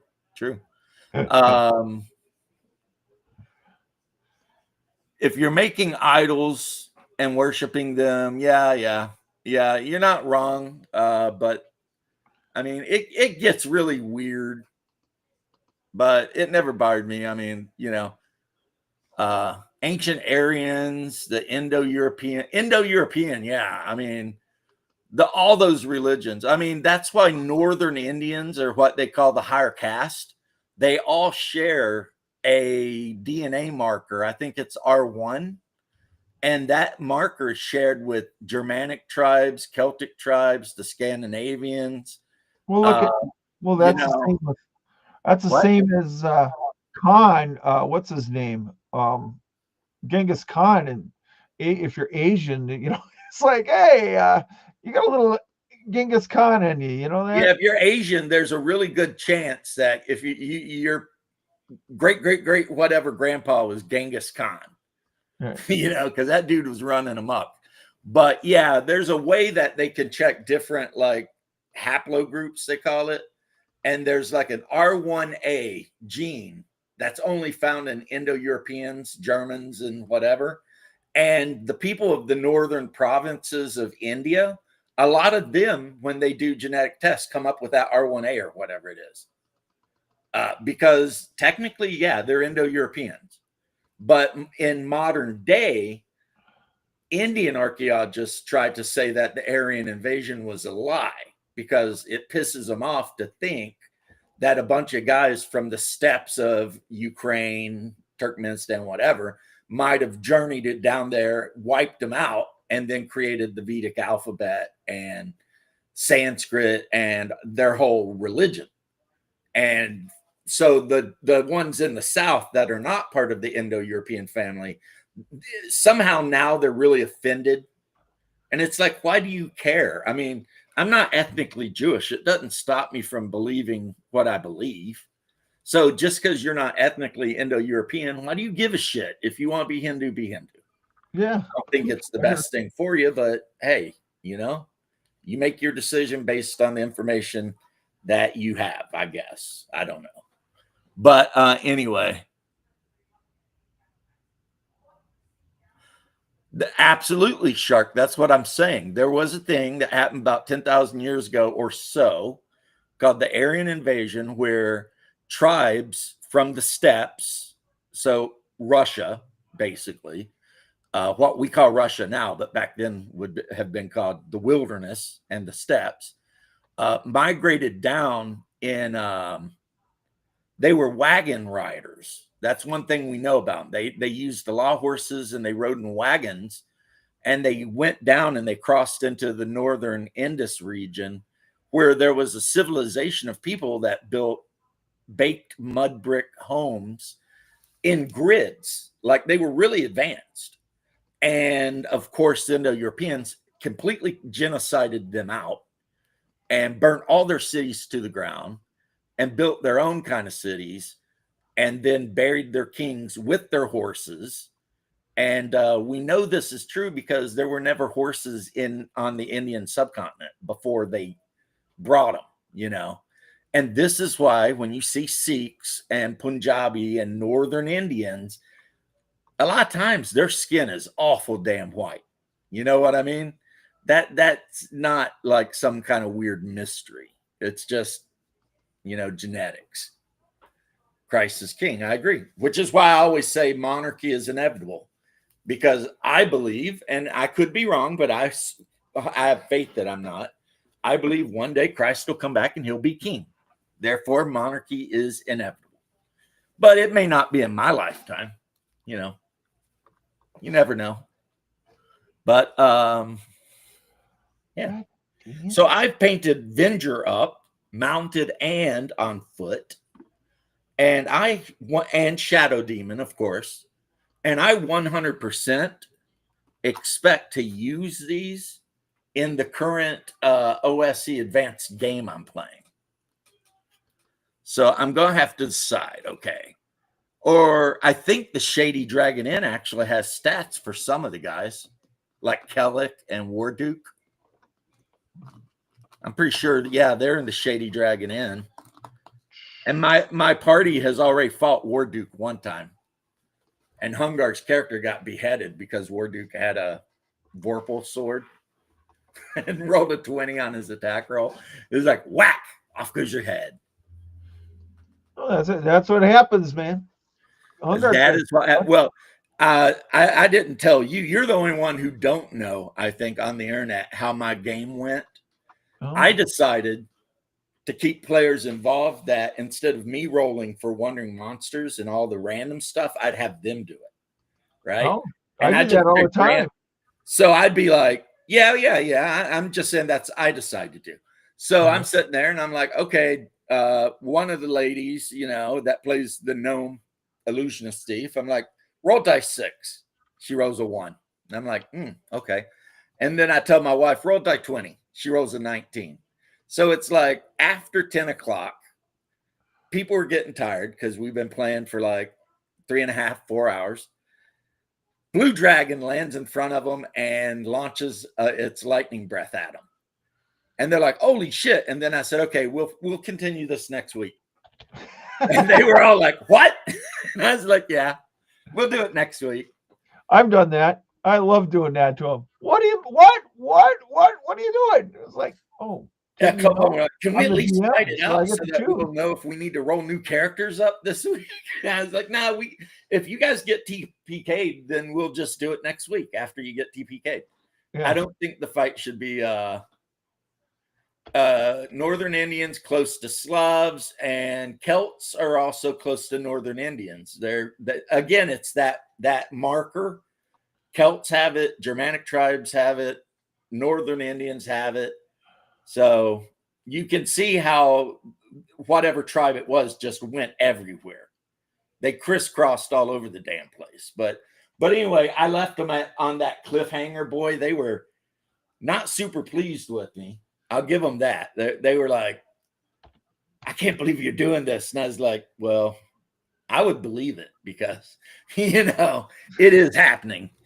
And they're like, so what's going to happen? I said, well, I rolled the damage and it did 21 points of damage.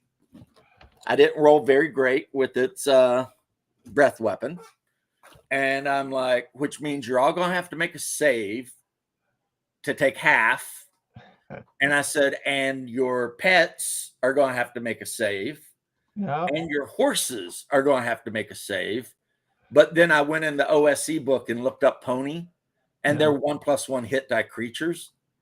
So even if they save, they're still dead. Oh, yeah. I've wiped out a bunch of creatures doing that. Just like, Goat Simulator, yes. And I've played Goose Simulator too.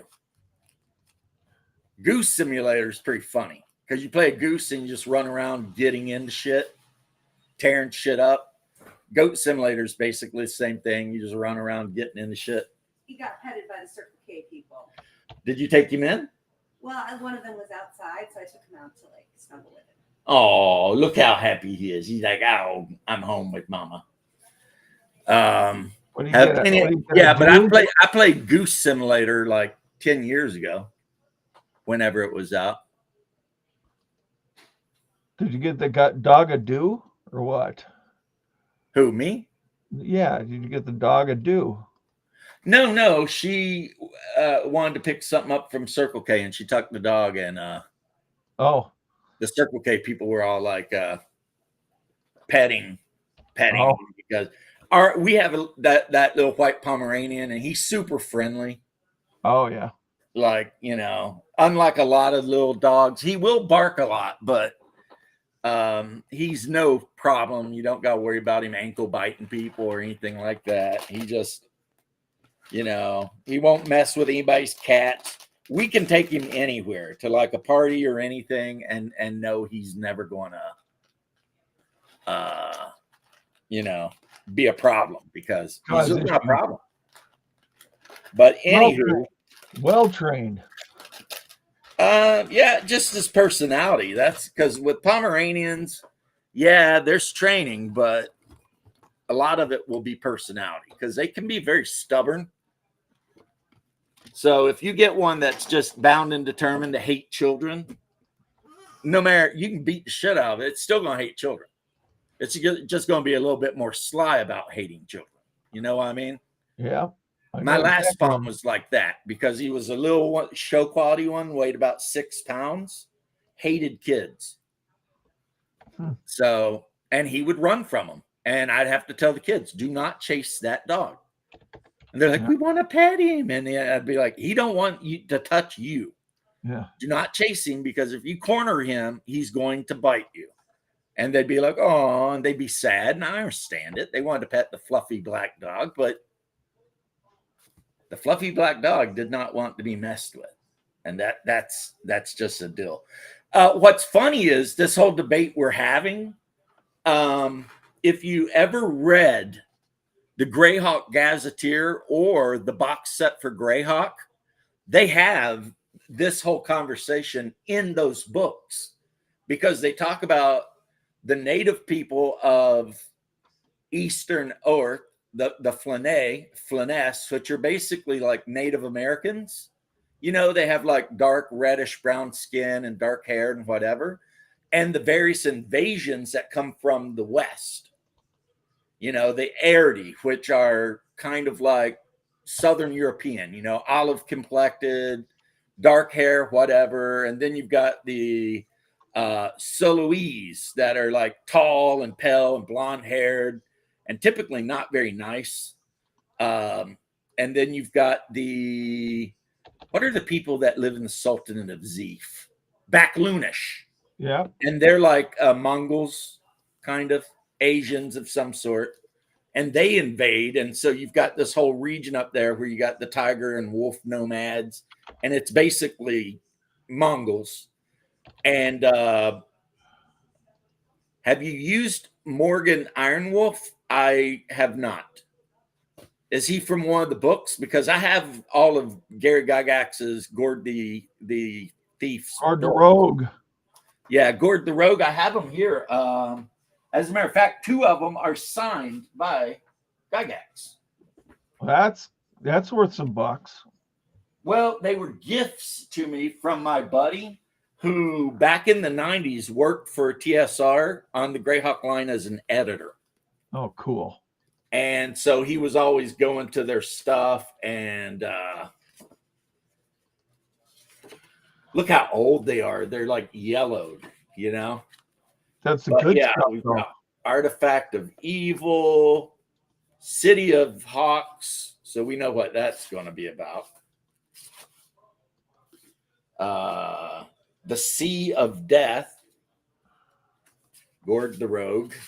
This one right here. Look under where it says by Gary Gygax. Yep. Gary Gygax. Cool. And then we've got Gord the Rogue by Gary Gygax, Come Endless Darkness. He did 5 of these, I think. Oh. In this one, it talks about Therisden or Therisdun, however you would say it. Yeah, he did Saga of the Old City, Artifact of Evil, Sea of Death, Knight Errant, and City of Hawks. And yep, this is one of the other ones. If you look under the name, yep, Gary Gygax. That's why I keep them in my first cabinet. This is where my most prized possessions go. From the Moldvay basic set, I'd have to look at my Moldvay basic sets. I have used many of the named characters from the Shady Dragon Inn, though, which I love. I think it's one of the best basic supplements ever made. So let me put these safely back in their little locations. Gotta put those in plastic, my man. Yeah, I might have to do that. You're right, because they are starting to get a little weathered. Well, even if they're plastic little bags from your wife's kitchen, man, just put them in something. Just to keep the air off of them? Yeah. Yeah, I think you're right. Just to preserve them, because you know they're worth some bucks. I didn't know they were worth some bucks, but I do. Minimum $30 each right now. Those things. Yeah. I mean, I know that a buddy of mine got them when he worked there, and one year for Christmas he gave them to me because he stopped playing D&D after a woman completely crushed his heart. Oh, Jesus. And got to call him back to the cause, man. Call him back. I do all the time. And he's always like, no thanks. And I'm always like, dude, come on. But he was dating this chick, and she was a real money-grubbing hooker. And she was constantly like not happy that he played D&D. And of course, he was being a total simp. He was taking her on ski vacations and, all this kind of stuff, spending all of his money on her. Yeah. And as soon as she was done with him, she dumped his ass. And she said the reason is she could never see herself in a serious relationship with a nerd that played D&D.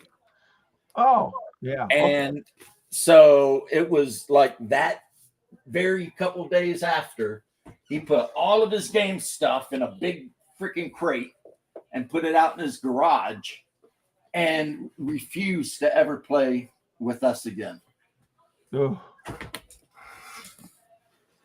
Because before that, he had been in our Shadowrun campaign, our AD&D campaign. He had ran adventures, Yeah, he was in constant. You don't let a woman do that to you. If my girlfriend said that to me, I couldn't play anymore. I'd say, well, you better find the door, because that would be the end of it. That's why I say, and like Dungeon Minister said, and a lot of people gave him shit for it, but he's right. If you are a gamer and you love gaming, do not date a woman who does not like gaming, because it will end very bad for you. And I did that. My first wife hated that I gamed.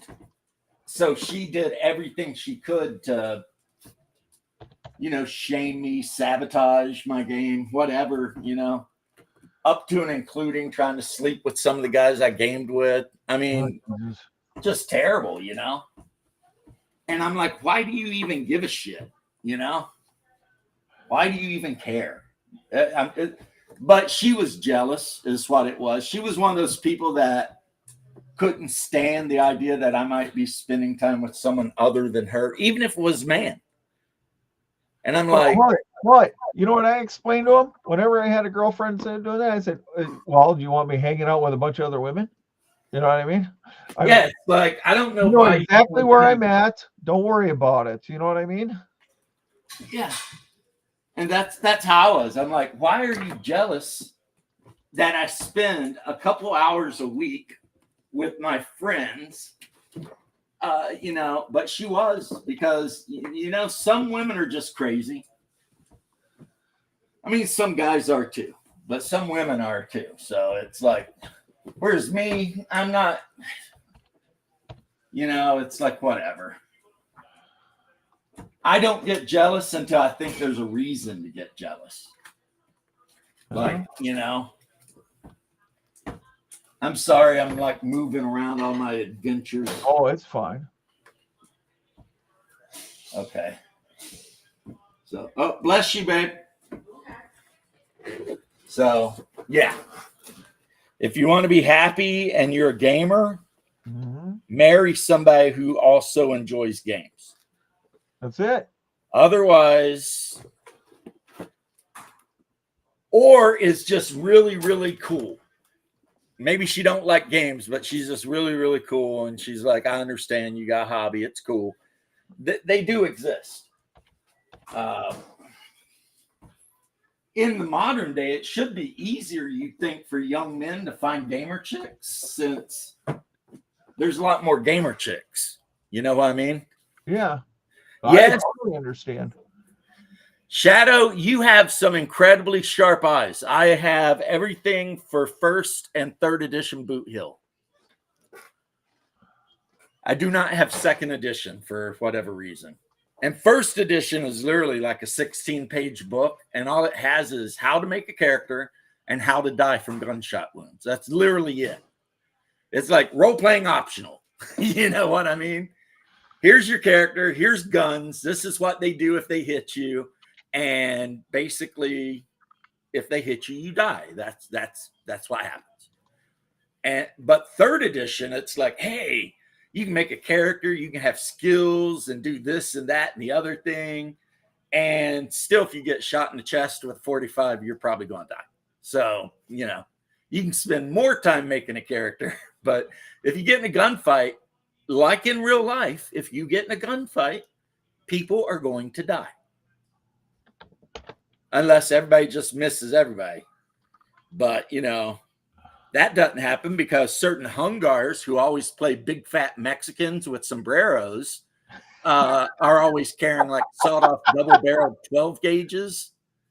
So at short range, it's like everybody gets some of that. Yeah, Hungar, like when we played the Vietnam game, Recon, he played a big black dude named Tyrone from Detroit that was like a Black Panther type guy.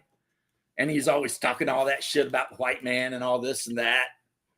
And BRC was running the game, and I played like the skinny little Southern dude that was I was a point man. He was the pig man because he was really strong. So he had the M60. And I was the guy that was always going up front with the little Colt Commando, you know, basically an M4. Yeah. And we had a lot of other people playing too. But in Conan, Hungar played a Hyrcanian. So Subutai, thief and archer, you know. And then my nephew played a guy from the Black Kingdoms who was a hunter. So I actually bought some miniatures of Zulu warriors and painted one up for him because that's what his character looked like, a Zulu. You know, it had the cowhide shield and the epi and the headdress and the whole thing. And he loved it. I mean, somebody might be offended out there, but they can kiss my balls, right? If my nephew wants to play a black guy and my brother wants to play an Asian, kiss my balls if that offends you. You know what I'm saying? I don't understand why people get offended by that nonsense. It's just imitation is the highest form of flattery. If my brother is playing an Asian character, it's because he is, in fact, in real life, a weeb. And he loves Asian culture. It is what it is. Yeah. And if my nephew's playing a black guy, it could be because half of my family on his side are black. So, I mean, there you go. And of course, I always play a Slav, which in Conan is a Brythunian. I think they're the Slavs. Not good guys. They're always raiding and enslaving people. But yeah. But yeah, I mean, my current group is pretty vanilla, really. It's 2 dwarves who are brothers, an elf, 2 gnomes, and 3 humans. And probably a 4th human if he ever shows up, but my nephew's super unreliable. Yeah, they choose to be offended. Well, it's like I already talked about this. Clownfish TV is talking about the new Conan game has a page about safe spaces and shit. My opinion is if you want to play the game, ignore that shit. We come from a generation that didn't need that because we were stronger people and could tolerate shit. But unfortunately, these companies now that are making games, they're not making games for people like us that were basically feral and got in fist fights and ran around and threw rocks into creeks and whatever. They have to make games for like millennials. And millennials get pissed off about everything. So I get affronted by everything. Game companies. Their problem is they get affronted by a blowing in the wind. I made a joke on April Fool's Day that I said, okay, anybody that you have to be a chaotic good, or no, you have to be a lawful good something and identify as a gelatinous cube with green slime blood. You know what I mean? And somebody actually got offended by that. If you can believe that. I can believe it. And it's because they're idiots. That's why they were offended. Because it was just like, you get free tickets to DaveCon if you are this. And some people took it completely as a joke and laughed at it, but there had to just be one person who said, I'm not attending your con because I am transphobic because I said that. I'm just like, oh my God. My brain was hurting after that one, James. My brain was hurting. I have a real problem with anyone that accuses anyone of being afraid of anything. Yeah. And I have pointed this out a billion times on X when I go on. I am not afraid of you. You do not frighten me. I disagree with your lifestyle, and I think you're delusional. There's a difference. You know what I mean? But no, I'm not afraid of you, except I wouldn't leave my kids around you. But, you know, that's a different thing. Mm-hmm. Yeah, they're making games for people who might sue them for mental anguish. You almost have to feel sorry for the game company because you've got a group of people that want to make money off of a game, but they're being held hostage. If they don't put that page in there, all shit could break loose for them because the people they're dealing with are the kind of people that light Teslas on fire and shit, you know, or try to burn down Pennsylvania mayors or whatever, governors. Because that guy, it turns out, was an Antifa goon. But anyway, yeah, I came to the realization, and like now some of them, like Primus from like Green Ronin, that guy's an asshole, unless he's just putting on a show. But I think some game companies are literally forced into doing things just to avoid the drama. Well, yeah, their employees are part of it too, though. I mean, they're like, oh, we're gonna hire this young, idealistic, whatever, you know, and we want this person to, you know, it's like, oh my God. And then they bring in these HR. Yeah, and then they bring these things up and they go crying to HR like, oh, I'm offended that James even decided that this should be, you know. It's like, oh my God, I'm going to kill him. Sorry. There are already games with warning labels on them, Shadow. Some of you may not remember, Shadow, I know you will. But when White Wolf was still a thing, making Vampire, Werewolf, etc., there was a sub-branch of White Wolf called Black Dog. And all of the books they put out had warning labels on them. because they were truly disturbing, grotesque things. Like the Pentex book was not written by White Wolf, it was written by Black Dog, and it had a big warning label because it was talking about Fomorians and, you know, the various like demonically possessed monsters that Pentex creates and shit. And it was graphic. I mean, it was super graphic and nasty as hell. So yeah, those books needed warning labels but I mean, White Wolf always said they were not that game. Vampire is not for kids. Like even in first edition or second edition Vampire, within the first couple pages, it says this is an adult game about monsters. You know, if you cannot handle the idea that your character is basically a serial rapist / killer, this is not a game for you. And that's back in like 92, 93. Me personally, I believe that vampires are more like serial rapists than serial killers, because they don't always kill their victim, but they always violate them. You see what I mean? But I mean, it's splitting hairs. Unfortunately, with older editions of Vampire, a lot of people want to play Vampire like superhero game. You know, my character can move super fast and throw a bus and whatever. That's one of the reasons I like 5th edition Vampire better, because while you can still do the super powered shit, every time you roll your die pool to do something, there's a chance your hunger increases, which means there's a chance your character just goes berserk.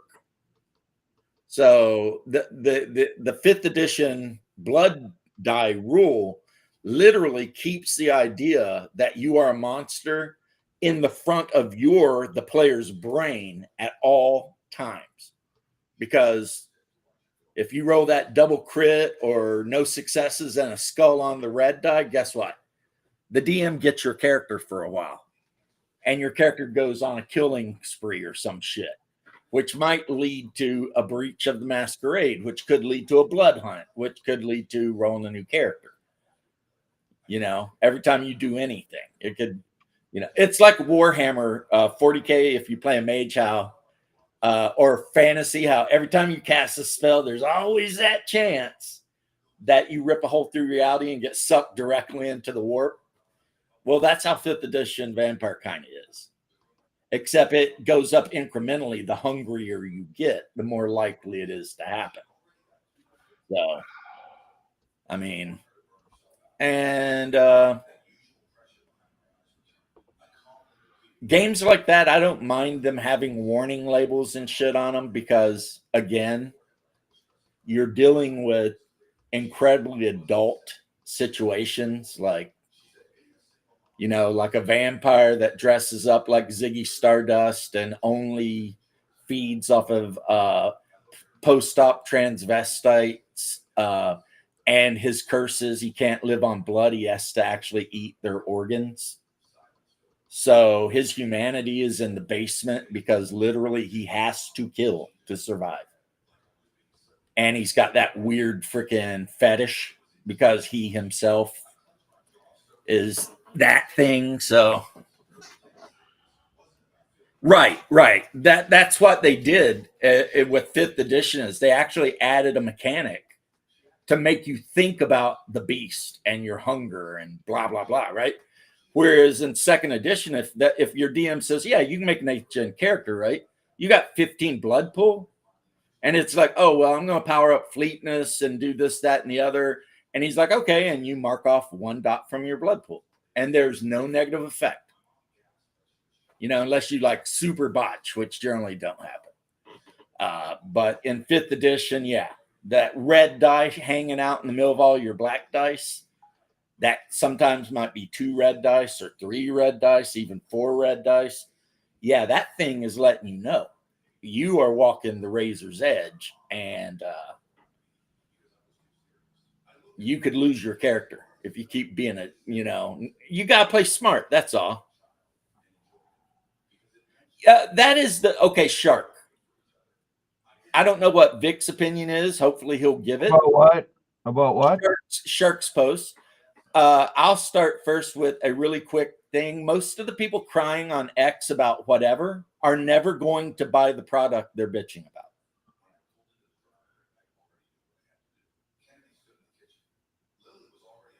Now we'll see if this reprobate over here agrees or not. What? Reprobate about what? I'm trying to find Shark's post here. All right. It's right there. Crybabies broke. They are poor, have no money. They're not a legitimate market. Well, okay, Shark. I've been saying this for years. WOTC is targeting the wrong demographic. Guys like James and me have money. Our kids are gone. We now have money to spend, copious money to spend on items like, oh, I don't know. James wants 100 miniatures. He can pull $200 in a hurry and go, I want that collection so I can paint it. Or me, I can go up and say, I want to go buy somebody's collection. And I've done this before. I've ran out and I said, I'll buy your whole collection, $200 cash, you know? And it's when I married and kids, I had to be a lot more comfortable with my money or careful with my money than I do now. You know what I mean? And I think the demographic and them catering to these young people that have no clue about history because they can't pick up a book is mind-boggling. I mean, I don't know when the last time I saw one of my kids, and I got teenage boys and early 20s sons that have actually picked up a book, like a history book or anything like that, and read about what happened in World War II or World War I or Genghis Khan or anything like that. I mean, they immediately go to this dang thing and go, Genghis Khan, who was he? You know what I mean? They'll read 3 sentences and that's it. And it annoys the crap out of me because then they think they're experts at what he did, you know? I mean, you're not wrong. But here's something that you said, and I would touch on this too. The young people they're actually targeting the game towards that are generally never going to play the game, eventually they're going to become us. They're going to live lives and get older, and then they're going to be looking for a role-playing game, and they're not going to want the one Wizard Coast made for their younger self. Right. And I've seen that at my table. As people get older, they want that, you know. Well, I'm going to tell you what I've done for my kids. Over on my shelf over here, I've got original first edition books for each of my sons. All of them. Everything from Manual of the Planes all the way through, I mean, the player's thing. I got every one of them hardcover for my sons so they can, when they get to that age that they're responsible enough, they'll be able to take it home and go, hey, I'm going to teach my kids now how to play the game I learned when I was a kid. So hopefully that 40, 50 years in the future, when somebody sees one of my sons at a game store and they go, where the hell did you find that? Just think about this. And I just thought about this listening to you talk. Had Wizards of the Coast, instead of making 4th edition, put out Dragon Slayer, but called it Dungeons and Dragons. Yeah. It probably would have outsold 4E big time.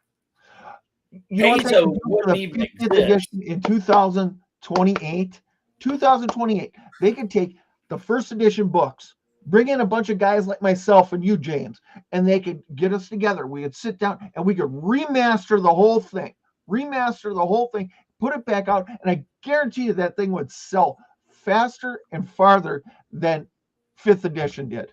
Yeah, that's where they're fly off the shelves.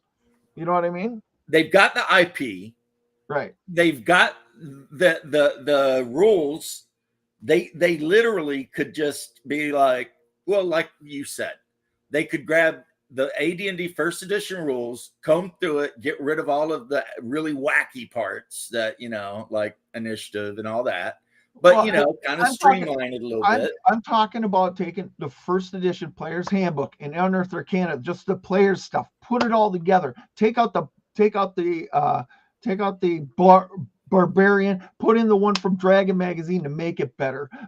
Take the Bard, smash it up into the regular place in the monks, and and streamline it completely, and then take the stuff from the back half of the Unearthed Arcana, put that in the Dungeon Master's Guide. See, I would be voting for them to add the Duelist from Dragon Magazine too.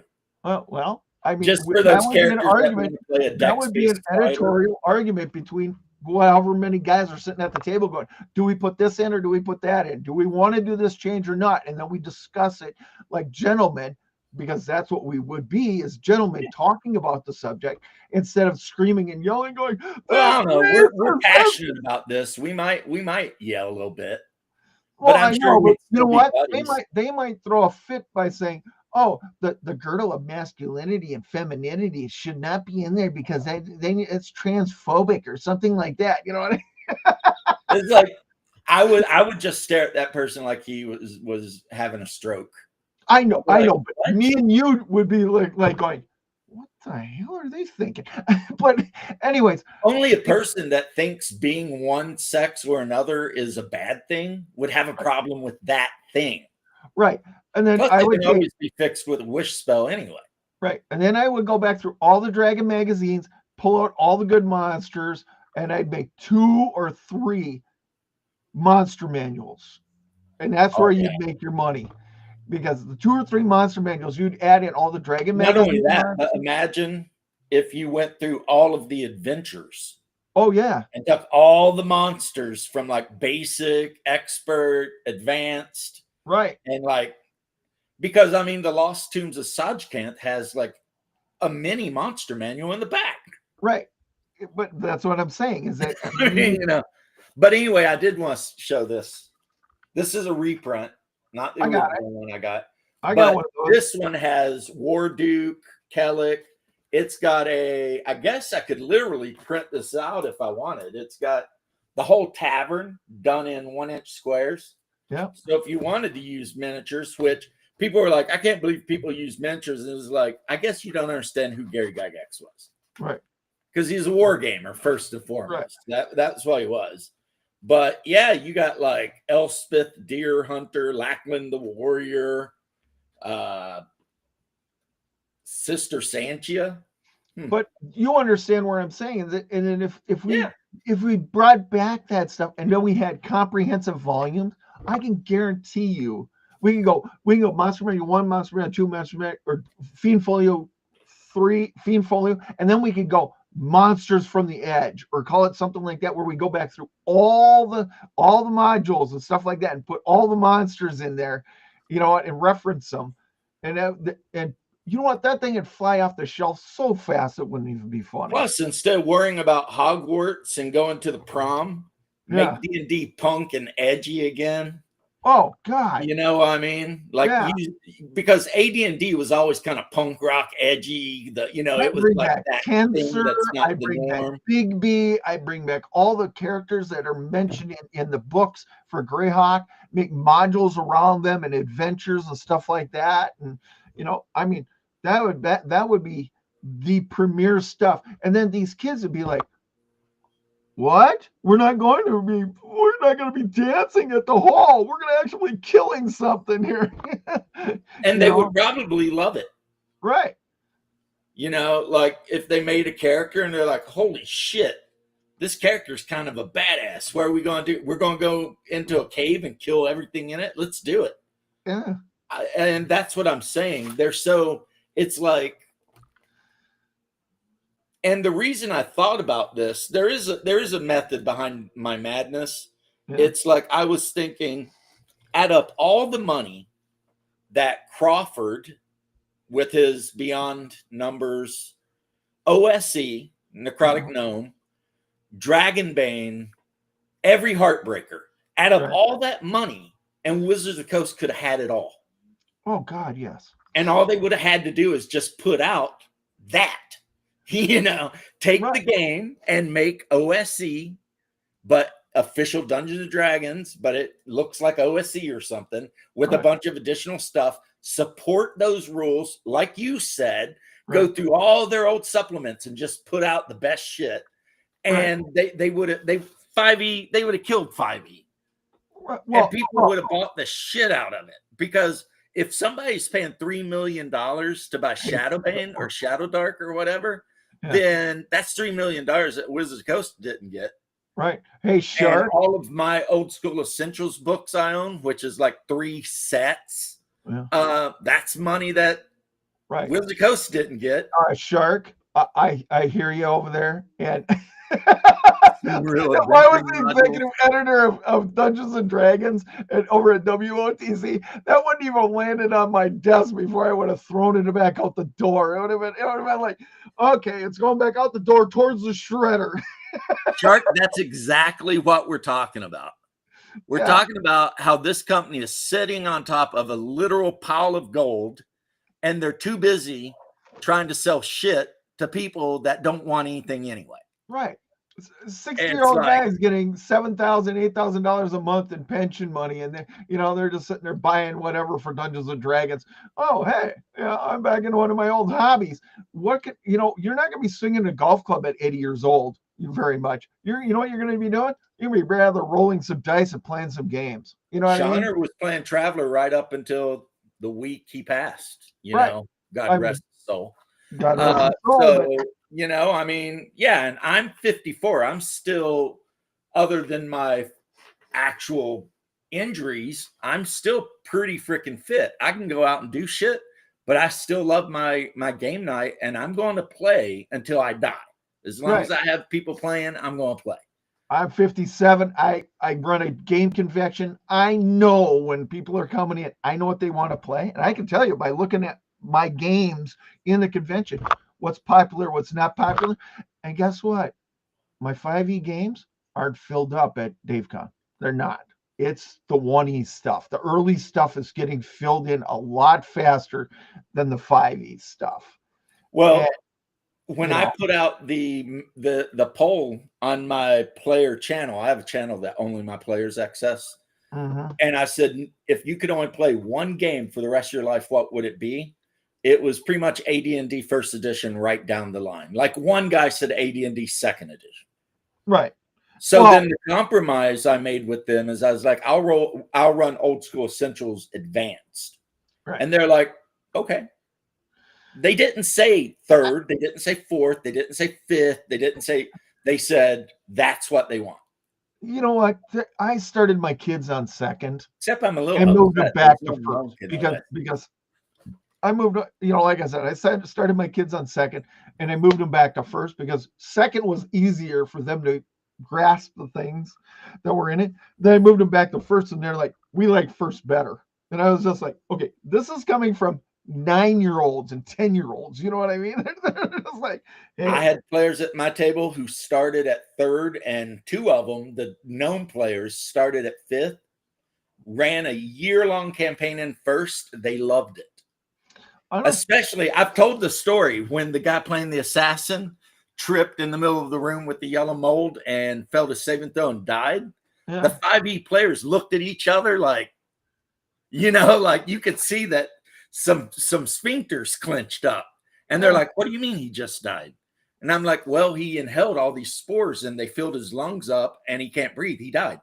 Yeah. And they're like, for real, permanently he's dead? And I said, he is dead. And they're like, oh shit. But they kept showing up, Last week, not last week, but the week before, when my group was together, there was this little yellow thing. I don't remember the monster's name. It's in the Fiend Folio or the Monster Manual 2. It hung to the ceiling and started controlling telepathy, one of the characters or whatever, talking to him. And it's that character commanded a whole bunch of other stuff, and he started attacking the group, and and the players couldn't figure it out until finally one of them shot this thing that was pulsing on the ceiling, and they're just like, "Oh my God, what's happening here?" And the player that I gave that did this, I just dragged him off to the side and said, "You're now controlled by the yellow thing on the ceiling, and you have to kill everybody in the group." What? He just looks at me. He's like, "What is it?" And he just relished it because he was like, "All right, I'm gonna have some fun now." Because nearly a minute before he was just a normal guy. You know what I mean? And then all of a sudden, he just boom, he's a psycho killer. It's so funny though that you brought up the girdle of I don't know, gender change or whatever. Yeah. because that came up on the game last night. Somebody was talking about it, and one of our players are like, "Do you become an actual woman?" I'm like, "Yeah, like you could get pregnant, you could have kids, you are a woman." And they're like, "But do you remember you used to be a man?" And I'm like, "Yes." So they're like, "Do you feel like a man trapped in a woman's body?" And I said, "Maybe not. You might remember you used to be a man, but you're a woman now, which means periods and the whole 9 yards." And they're like, "Damn." I was like, "Hey, you know." And one of my players who is always clowning, he's like, "Well, I wouldn't mind that for one night, but if it's permanent, I don't think I'd like it." Like, you weirdo. It is what it is, man. It is what it is. I mean, it's a thing that happens in Magic. If you read mythology, like Welsh, Irish, Scottish mythology, there's always tales of wizards doing shit. That's another thing I want to bring up with these young kids. It's a fantasy. Yeah. This is something from your imagination. There is nothing in the world that's matching this. You know what I mean? I mean, right. You think a dragon's gonna pop out of your bed or something like that and attack you tonight, or what? You know. Well, that goes back to beat a dead horse, the argument about orcs and why they're all evil and how it's a racist trope, blah, blah, blah. And it's like, orcs don't exist, asshole. They don't have to abide by our rules. No. They're a fantasy creation. Tolkien created them, didn't copyright them. And they are just, the D&D guys grabbed them and said, "Hey, we need some random evil thing that you can kill and not feel bad about." Right. So these, and people who argue these points, I've actually said this, and I'll say it again, even though I'm going to wrap up before too long. They shouldn't play D&D, because if you're having that hard of a time separating reality from fantasy, you should not be playing this game. Oh, you know who the worst players are that do this? Anybody who writes a backstory more than 3 sentences about their character. I always tell my players, do not write a big backstory for me, because your character could die. Nope. I have a rule. You write more than 3 sentences, I'm gonna kill you. I just nope. We're here to write this story together. You know what I mean? The whole party, everybody in here, every character here, everybody in this group, including the DM, we're here to write the story about your character. I only give you the basics, like where you were, what country you were born in. I want to know where you're born, maybe if you have siblings, and why your social status of growing up, and a couple other mundane things. That's it. Overkill, Joe. That's a fact. We all were, weren't we? Mm-hmm. But that's all I want. Because then, I'm going to use those hooks. Your mother is a blank over in Geoff. We're going to go find your mom. Your mom's going to have troubles going on, or she's going to tell you about troubles in the local village or something else. And that's going to lead you to another adventure. You know what I mean? I mean, I'm trying to bring in hooks. That's the thing with parents and siblings. Right. A good DM can actually use them against you, kind of, in a way, to make you do so. I mean, as a leverage to get you involved in, like, if you're running around and all of a sudden you hear that your grandfather, who lives in the Principality of Oleg, has been captured by orc raiding parties from Pomarge. I mean, are you just going to keep hanging out in the tavern? Right. Or are you going to get up off your ass and go try to save Grandpa? Right. I mean, who I'm assuming is a dwarf, because you're a dwarf, because Right. But I use those hooks so I can get the players to go do stuff. And it's just like, hey, this is something interesting. We can, you know what I mean? You're here. Your mother tells you your father went out getting wood in the woods, and he's been missing for 3 days. What are you going to do? You know what I mean? Right. Mom ain't going into the woods. But you're my big, strong boy, or my big, strong girl. Will you go find Daddy for us? Right. Which leads to a whole different thing, that the orcs took Dad and made him a slave or whatever. You know what I mean? Right.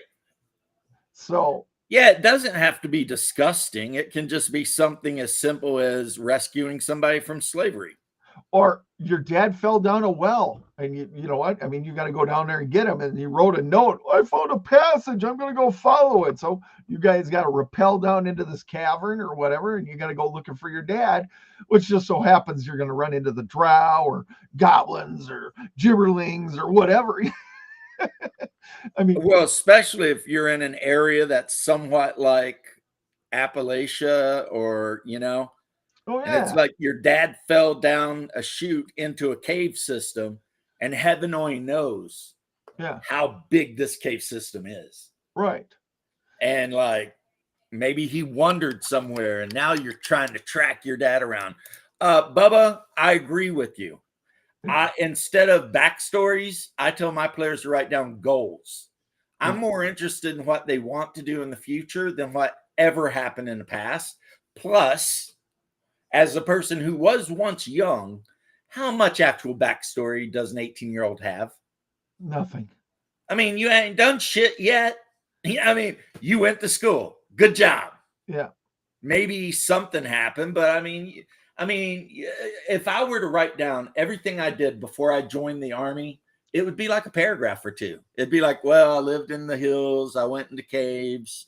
My grandparents were farmers. Then I moved to Florida, went to school, joined the Army. That would be when the character would become a PC. Right. You would end at that. It'd be like, or got out of the Army. Now I'm a PC. Right. That would work. You could say, you grew up on a farm in the county of Bullock. James, when you were young, you joined the militia. You're out of militia now with your skills you learned, right. And you're looking to adventure and do stuff. But this is what I'm saying, James. It's the 3-sentence backstory. You don't need much more. You don't need anything more, because you're as a dungeon master myself, I don't want to hear about this three-page backstory that you're born in Geoff and you blah blah blah blah blah blah blah, and then it's just like Bubba says, it hamstrings the DM, and the DM can't do anything with it. You know what I mean? The impoverished ghetto. You could put that. I was like, you could say, I was born in a filthy, impoverished ghetto in the capital of the Great Kingdom, and grew up on the streets as an urchin. And as soon as I got old enough and knew enough, started adventuring. Right. And your character's class is thief. Yep. Or fighter. And that's all you need. I was an orphan. So you ain't even got to worry about parents. I got shanghaied into the militia, or I got conscripted into the militia for a war or a small war. And then when I got out, they left me with my sword and my armor as payment.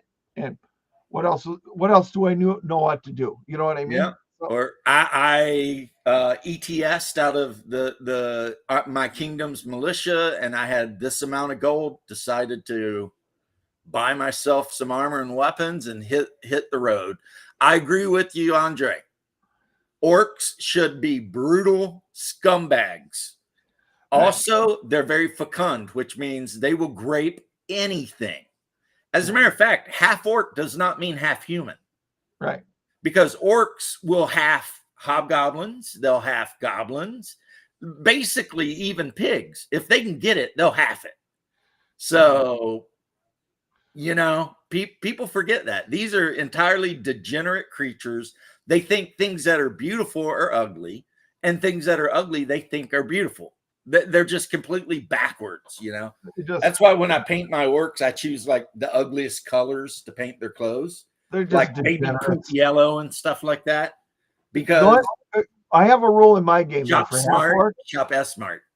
I have a rule in my game for half orcs, and it's the however, whatever you have for like your charisma. Oh, Ryan. I'm sorry to interrupt you, but Ryan actually made a mention you might like. Oh, I see Ryan. I don't know what Ryan is. I don't know what Ryan's got to come up and introduce himself to me at the convention. So well, he says looking forward to another Dave Con. Yeah. So he must have. I mean, logic says that means he's been to one at least. Yeah. Well, but I love that. That would be a decent background. My name is Ash, and I am a slave. Yeah. Okay.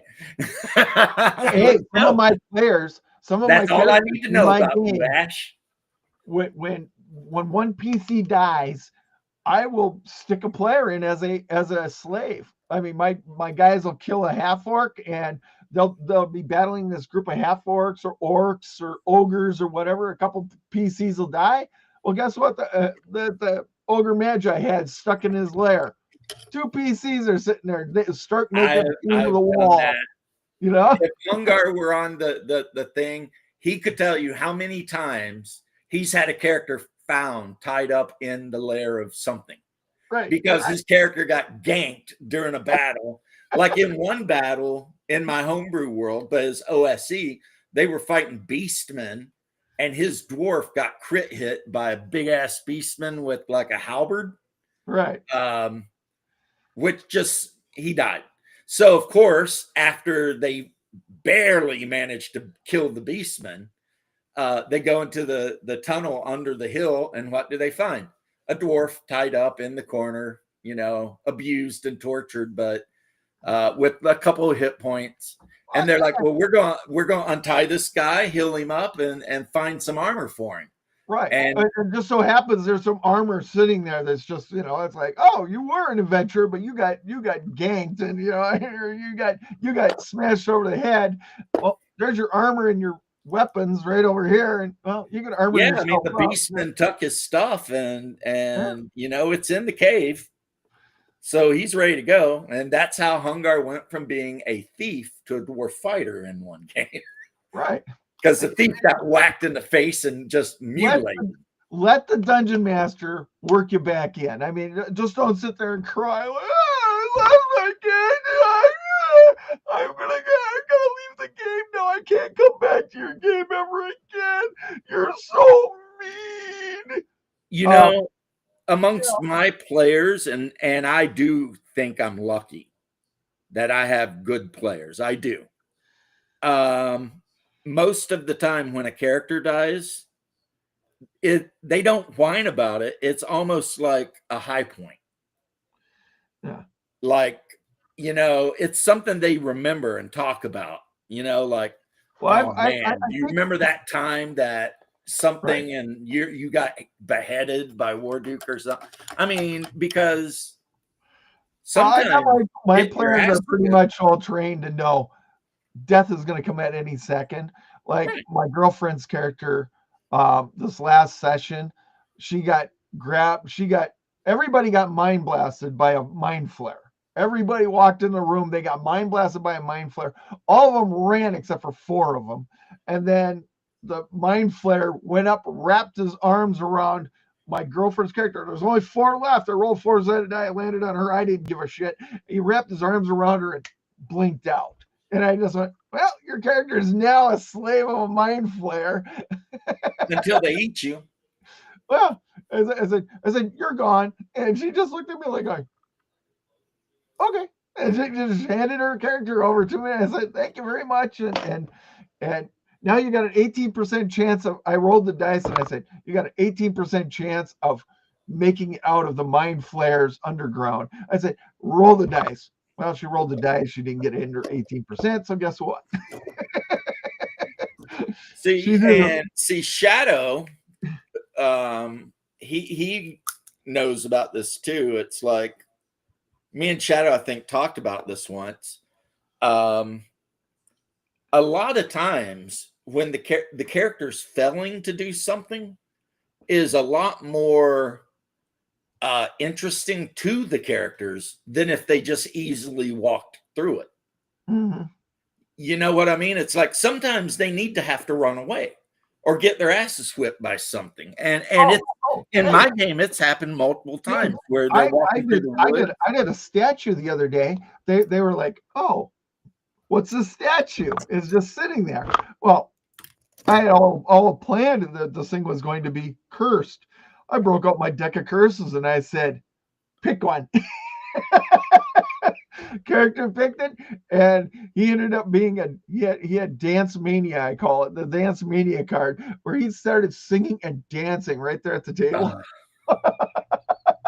Yeah, And he couldn't stop. the players had to sit there and go, "What do we do with him? What do we do? Let's kill him. Let's chop off his hands and get this." You know, they're trying to think of anything. Well, because he's getting ready to attract every monster in the dungeon. Right. And he's singing Shark at the top of his lungs and dancing. Exactly, Shark. And Andre, the thing you said about gnolls. Oh yeah, in my imagination, they will probably start eating you before you're dead if you get caught. I love gnolls. I mean, they are horrible. Now, my favorite humanoid, as far as the creepiest, in my opinion, is bullywugs. There's something innately creepy about a giant frog monster. Well, I don't One, it's cold-blooded. It doesn't think like you. It will eat anything it can get in its mouth. If it's hiding in a swamp at night and you're walking through that swamp and you've got infravision, you're not going to see it. Oh, I know. Because its bite temperature is the same as everything else around it. Mm-hmm. I mean, bullywugs are fucking creepy. At least in my opinion. I mean, maybe I'm just weird about frogs, but well, I don't know. I just you know how in my game it's called the woolly rhino moments, and we have some fun ones. You know, it's just every time a character. Wasn't that one of your players wanted to walk up and pet a woolly rhino or some shit? Yeah.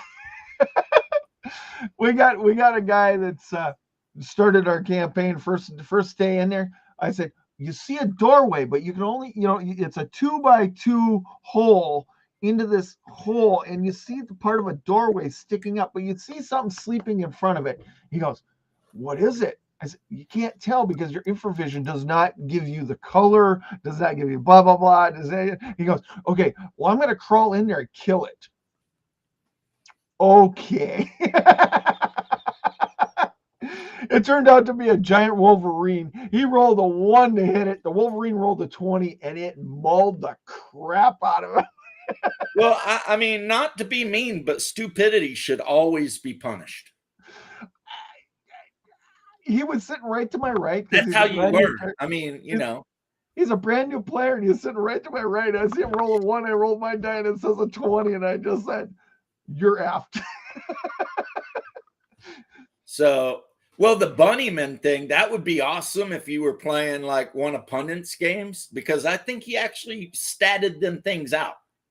Because in the medieval period, people were literally terrified of rabbits running around. I gotta go. My old lady's home, but hey, see you guys later. Well, yeah, I'm going to wrap it up. All right. Talk to you later, James. Hey, you're not coming to DaveCon this year, right? Probably not. I didn't think so. Talk to you later. Bullywugs should be able to swallow halflings. Yeah, I think.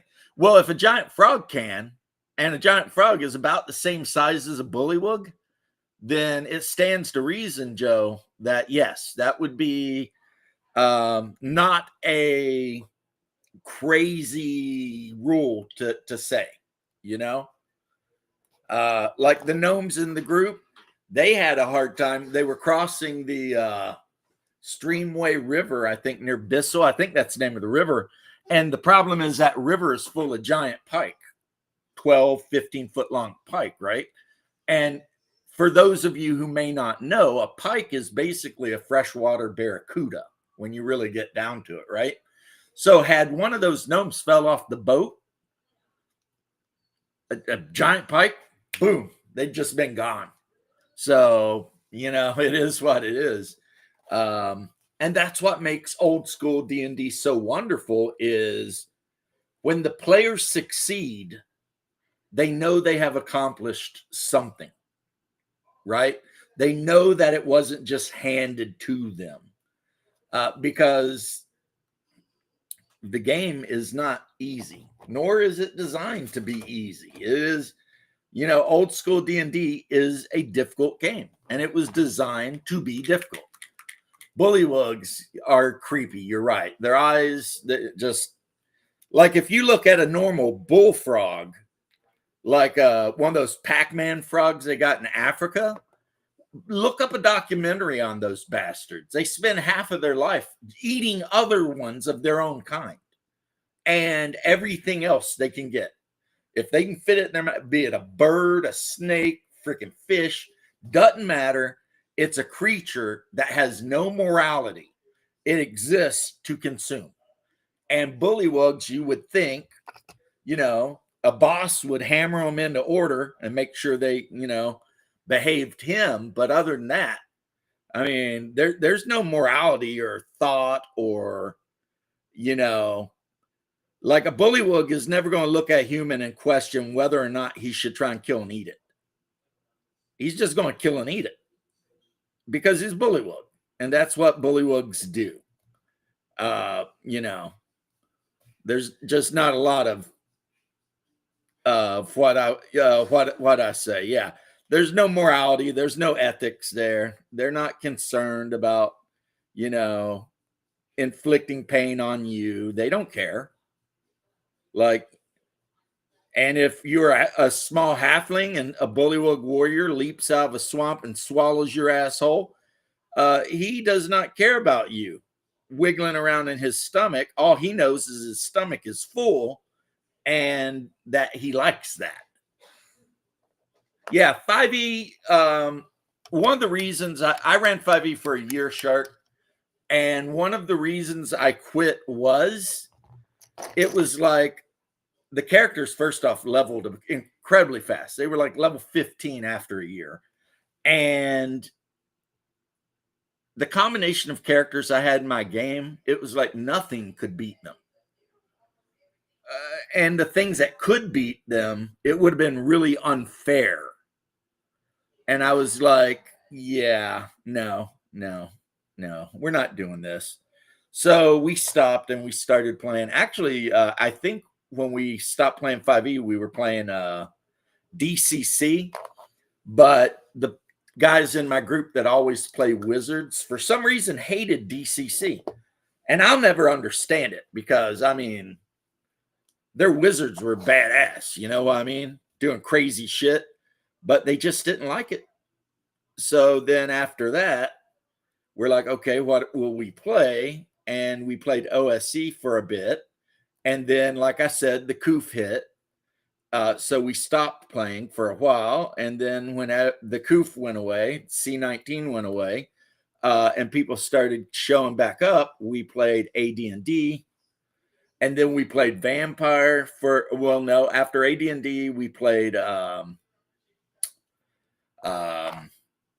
Warhammer Fantasy for like a year and a half.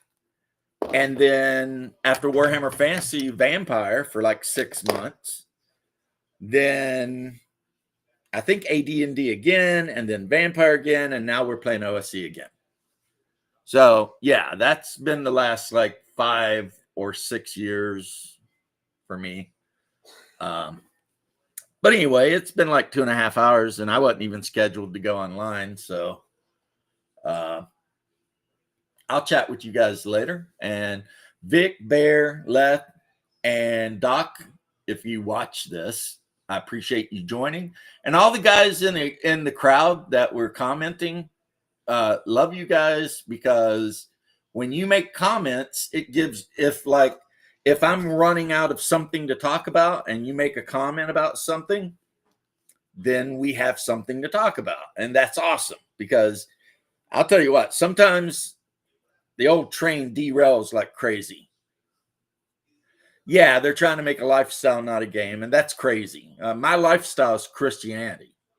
My game is old school D&D type games. Or Traveler. I love Traveler. Or Vampire. I mean, I love games. Shadow, you were still in the chat. You should have joined, bro. Should have joined, unless you're busy painting. I respect that. But you guys have a great rest of the week. If I don't see you, then I'll see you the weekend or something. But yeah, good night.